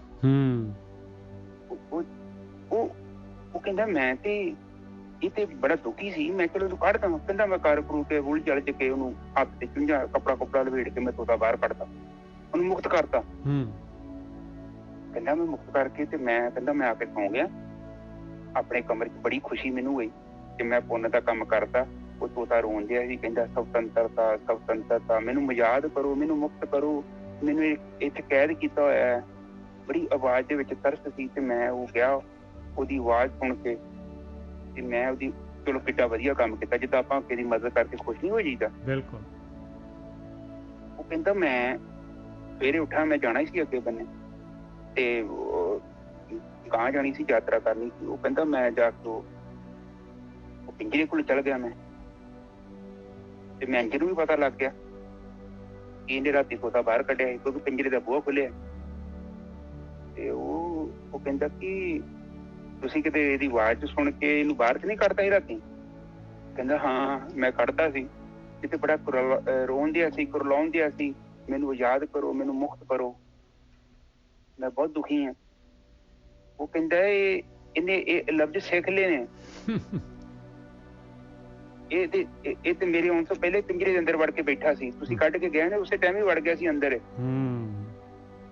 ਇਹ ਕਹਿੰਦਾ ਇਹਨੂੰ ਕੋਈ ਸੁਤੰਤਰਤਾ ਨਹੀਂ ਚਾਹੀਦੀ। ਮੈਂ ਵੀ ਕਹਿੰਦਾ ਇਹਨੂੰ ਕਈ ਵਾਰੀ ਬਾਹਰ ਕੱਢਿਆ, ਪਰ ਇਹ ਪਿੰਜਰੇ ਤੋਂ ਬਾਹਰ ਨਹੀਂ ਹੋਣਾ ਚਾਹੁੰਦਾ। ਇਹਨੂੰ ਮੋਹ ਹੋ ਗਿਆ ਪਿੰਜਰੇ ਦੇ ਨਾਲ। ਮੈਂ ਵੀ ਸੋਚਦਾ ਵਾਂ ਕਿ ਇਹਨੂੰ ਆਜ਼ਾਦ ਕਰ ਦੇਵਾਂ, ਇਹਦੇ ਪਰ ਹੈਗੇ ਨੇ ਉੱਡੇ, ਪਰ ਕਹਿੰਦੇ ਪਰਾਂ ਨੂੰ ਵਰਤਣਾ ਹੀ ਨਹੀਂ ਚਾਹੁੰਦਾ ਨਿੱਜਰ ਸਾਹਿਬ। ਬਿਲਕੁਲ। ਇਹਨੂੰ ਇਹ ਗੁਲਾਮੀ ਪਸੰਦ ਆ। ਇਸੇ ਤਰ੍ਹਾਂ ਲੋਕ ਹੁਣ ਵੇਖ ਲਓ, ਤੁਹਾਡੇ ਲਾਗੇ ਤੁਰੇ ਫਿਰਦੇ ਲੋਕੀ ਪਿੰਜਰਿਆਂ ਚ ਕੈਦ ਨੇ, ਰੱਸੀ ਹੈਗੀ ਨਹੀਂ, ਦਿਖਾਈ ਨਹੀਂ ਦਿੰਦੀ, ਪਰ ਗਲਾਂ ਚ ਰੱਸੀਆਂ ਪਾਈਆਂ ਹੋਈਆਂ ਲੋਕਾਂ ਦੇ, ਸੂਖਮ ਰੱਸੀਆਂ।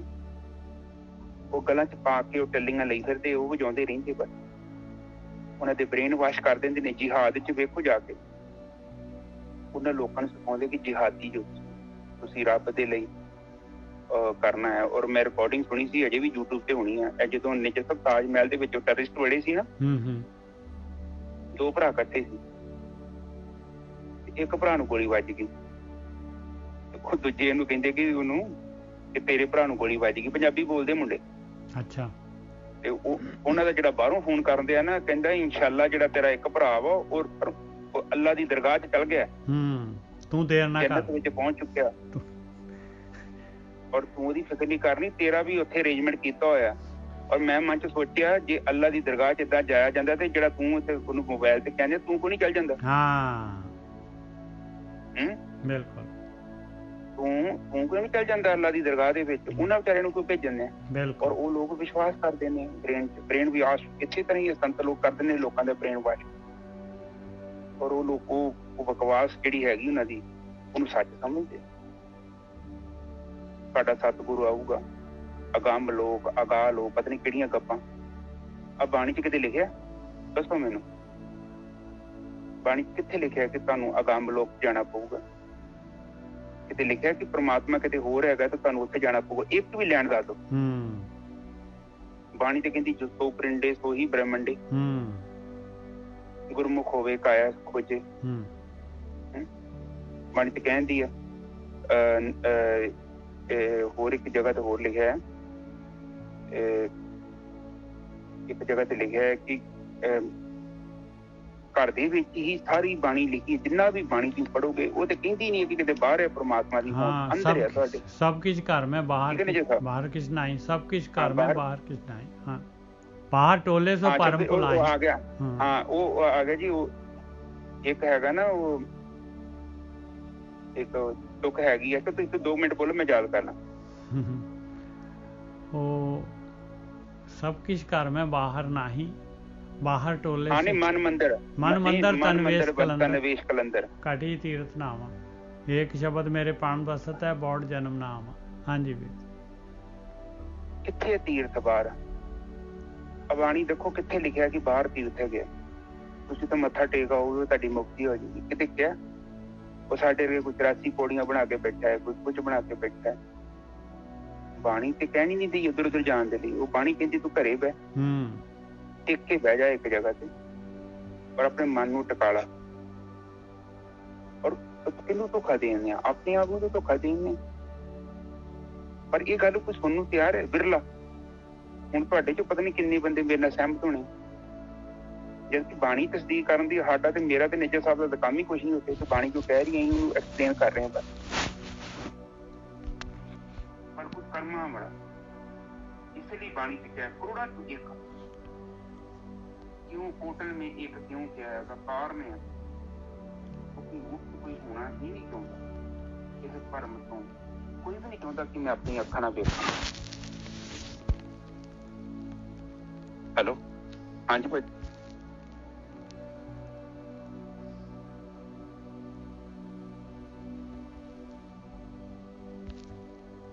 हाँ जी नीचर साहब ਹੁਣ ਅੱਜ ਦੀ ਵਿਚਾਰ।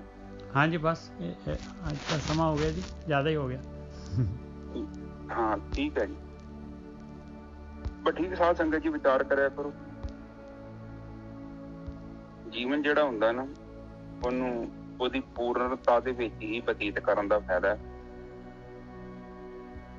ਕਿਉਂਕਿ ਜਿੰਨਾ ਸੁਥਰਾ ਜੀਵਨ ਬਤੀਤ ਕਰੋਗੇ, ਜਿੰਨਾ ਵਧੀਆ ਕਰੋਗੇ, ਓਨਾ ਹੀ ਜੀਵਨ ਸਰਲ ਆ, ਓਨਾ ਸੌਖਾ ਵਾ। ਜਿੰਨਾ ਆਪਾਂ ਉਲਝਾਂਗੇ, ਜਿੰਨਾ ਆਪਾਂ ਭਰਮਾਂ ਚ ਪਵਾਂਗੇ, ਵਹਿਮਾਂ ਚ ਪਵਾਂਗੇ, ਇੱਧਰ ਉੱਧਰ ਦੀਆਂ ਗੱਲਾਂ ਸੁਣਾਂਗੇ ਤੇ ਮੁਸ਼ਕਲ ਹੋ ਜਾਏਗੀ। ਇਹ ਸੰਸਾਰ ਏਦਾਂ ਹੀ ਚੱਲਦਾ ਰਹਿਣਾ। ਜੀਵਨ ਤੁਹਾਡਾ ਹੈ ਔਰ ਤੁਸੀਂ ਵਿਚਾਰ ਕਰਨੀ ਹੈ, ਚੰਗੀ ਤਰ੍ਹਾਂ ਸੋਚ ਵਿਚਾਰ ਕੇ ਹੀ ਚੱਲਣਾ ਹੈ। ਬਾਣੀ ਦੇ ਵਿੱਚ ਕਿਹਾ ਹੈ ਕਿ ਕੋਈ ਵੀ ਕੰਮ ਕਰਨਾ ਹੈ ਵਿਵੇਕ ਬੁੱਧੀ ਤੋਂ ਬਿਨਾਂ ਕੰਮ ਨਹੀਂ ਕਰਨਾ। ਕੋਈ ਮਨ ਜਿਹੜਾ ਤੇਰਾ ਸ਼ਰਾਰਤੀ ਹੈਗਾ ਇਹਨੇ ਤੈਨੂੰ ਭਰਮ ਚ ਪਾ ਦੇਣਾ। ਹੈ ਤੇ ਤੇਰਾ ਹੀ ਮਨ, ਪਰ ਵਿਵੇਕ ਤੋਂ ਕੰਮ ਲੈਣਾ ਹੈ ਔਰ ਵਿਵੇਕ ਬੁੱਧੀ ਦੀ ਲੈ ਵਿੱਚ ਲੈ ਕੇ ਆਉਣੀ ਹੈ ਚੀਜ਼। ਔਰ ਚੀਜ਼ ਨੂੰ ਸੱਚੀ ਵੇਖਣਾ, ਸੱਚੀ ਉਹ ਸੱਚ ਹੈਗਾ ਜਿੱਥੇ ਮੈਂ ਬੈਠਾ। ਕਿਉਂਕਿ ਸੱਚ ਨੂੰ ਪ੍ਰਗਟ ਕਰਨ ਦੀ ਲੋੜ ਨਹੀਂ ਆ, ਕੇਵਲ ਝੂਠ ਤੋਂ ਆਪਣੇ ਆਪ ਨੂੰ ਮੁਕਤ ਕਰਨ ਦੀ ਲੋੜ ਹੈ। ਬਾਣੀ ਇਹ ਨਹੀਂ ਕਹਿੰਦੀ ਕਿ ਤੂੰ ਪਰਮਾਤਮਾ ਕੋਲ ਚੱਲ ਜਾ। ਬਾਣੀ ਇਹੋ ਕਹਿੰਦੀ ਹੈ ਕਿ ਜਿਹੜਾ ਝੂਠ ਫੜਿਆ ਉਹਨੂੰ ਛੱਡ ਦੇ ਬਸ, ਤੇ ਸੱਚ ਆਪੇ ਪ੍ਰਗਟ ਹੋ ਜਾਣਾ। ਬਿਲਕੁਲ ਸੱਚ ਦੇ ਤਾਂ ਵਿੱਚ ਹੈਗੇ ਆਪਾਂ। ਸੱਚ ਨੂੰ ਨਹੀਂ ਪ੍ਰਗਟ ਕਰਨਾ ਹੁੰਦਾ, ਕੇਵਲ ਝੂਠ ਤੋਂ ਮੁਕਤੀ ਹੁੰਦੀ ਹੈ। ਇਸ ਲਈ ਬਾਣੀ ਵੇਖੋ ਕਬੀਰ ਜੀ ਕਿੱਦਾਂ ਕਹਿੰਦੇ ਨੇ ਕਿ ਰਾਮ ਰਾਮ ਕਰਤਾ ਸਭ ਜਗ ਫਿਰੇ, ਰਾਮ ਨਾ ਪਾਇਆ ਜਾਏ। ਕਿੱਦਾਂ ਉਹਨਾਂ ਨੇ ਬਾਣੀ ਦੇ ਵਿੱਚ ਕਿੱਦਾਂ ਵੜਦੇ ਨੇ ਅਗਿਆਨ ਨੂੰ, ਭਰਮ ਨੂੰ। ਕਿਉਂਕਿ ਉਹ ਸੱਚ ਨੂੰ ਪ੍ਰਗਟ ਕਰਨ ਦੀ ਲੋੜ ਨਹੀਂ, ਸੱਚ ਤੇ ਪ੍ਰਗਟ ਹੋ ਹੀ ਜਾਣਾ। ਉਹ ਕਹਿੰਦੇ ਕਿ ਜਿਹੜੀ ਤੇਰੀਆਂ ਅੱਖਾਂ ਤੇ ਖੋਪੇ ਲਾਏ ਨਾ ਉਹਨਾਂ ਨੂੰ ਲਾ ਦੇ ਬਸ। ਬਾਣੀ ਕੇਵਲ ਸਾਡੇ ਖੋਪੇ ਲਾਉਣਾ ਚਾਹੁੰਦੀ ਤੇ ਅਸਲ ਵਿੱਚ ਅਸੀਂ ਸਾਖੀ। ਓਕੇ ਜੀ ਨੇ। ਠੀਕ ਹੈ ਵੀਰ ਜੀ, ਬਹੁਤ ਵਧੀਆ ਜੀ।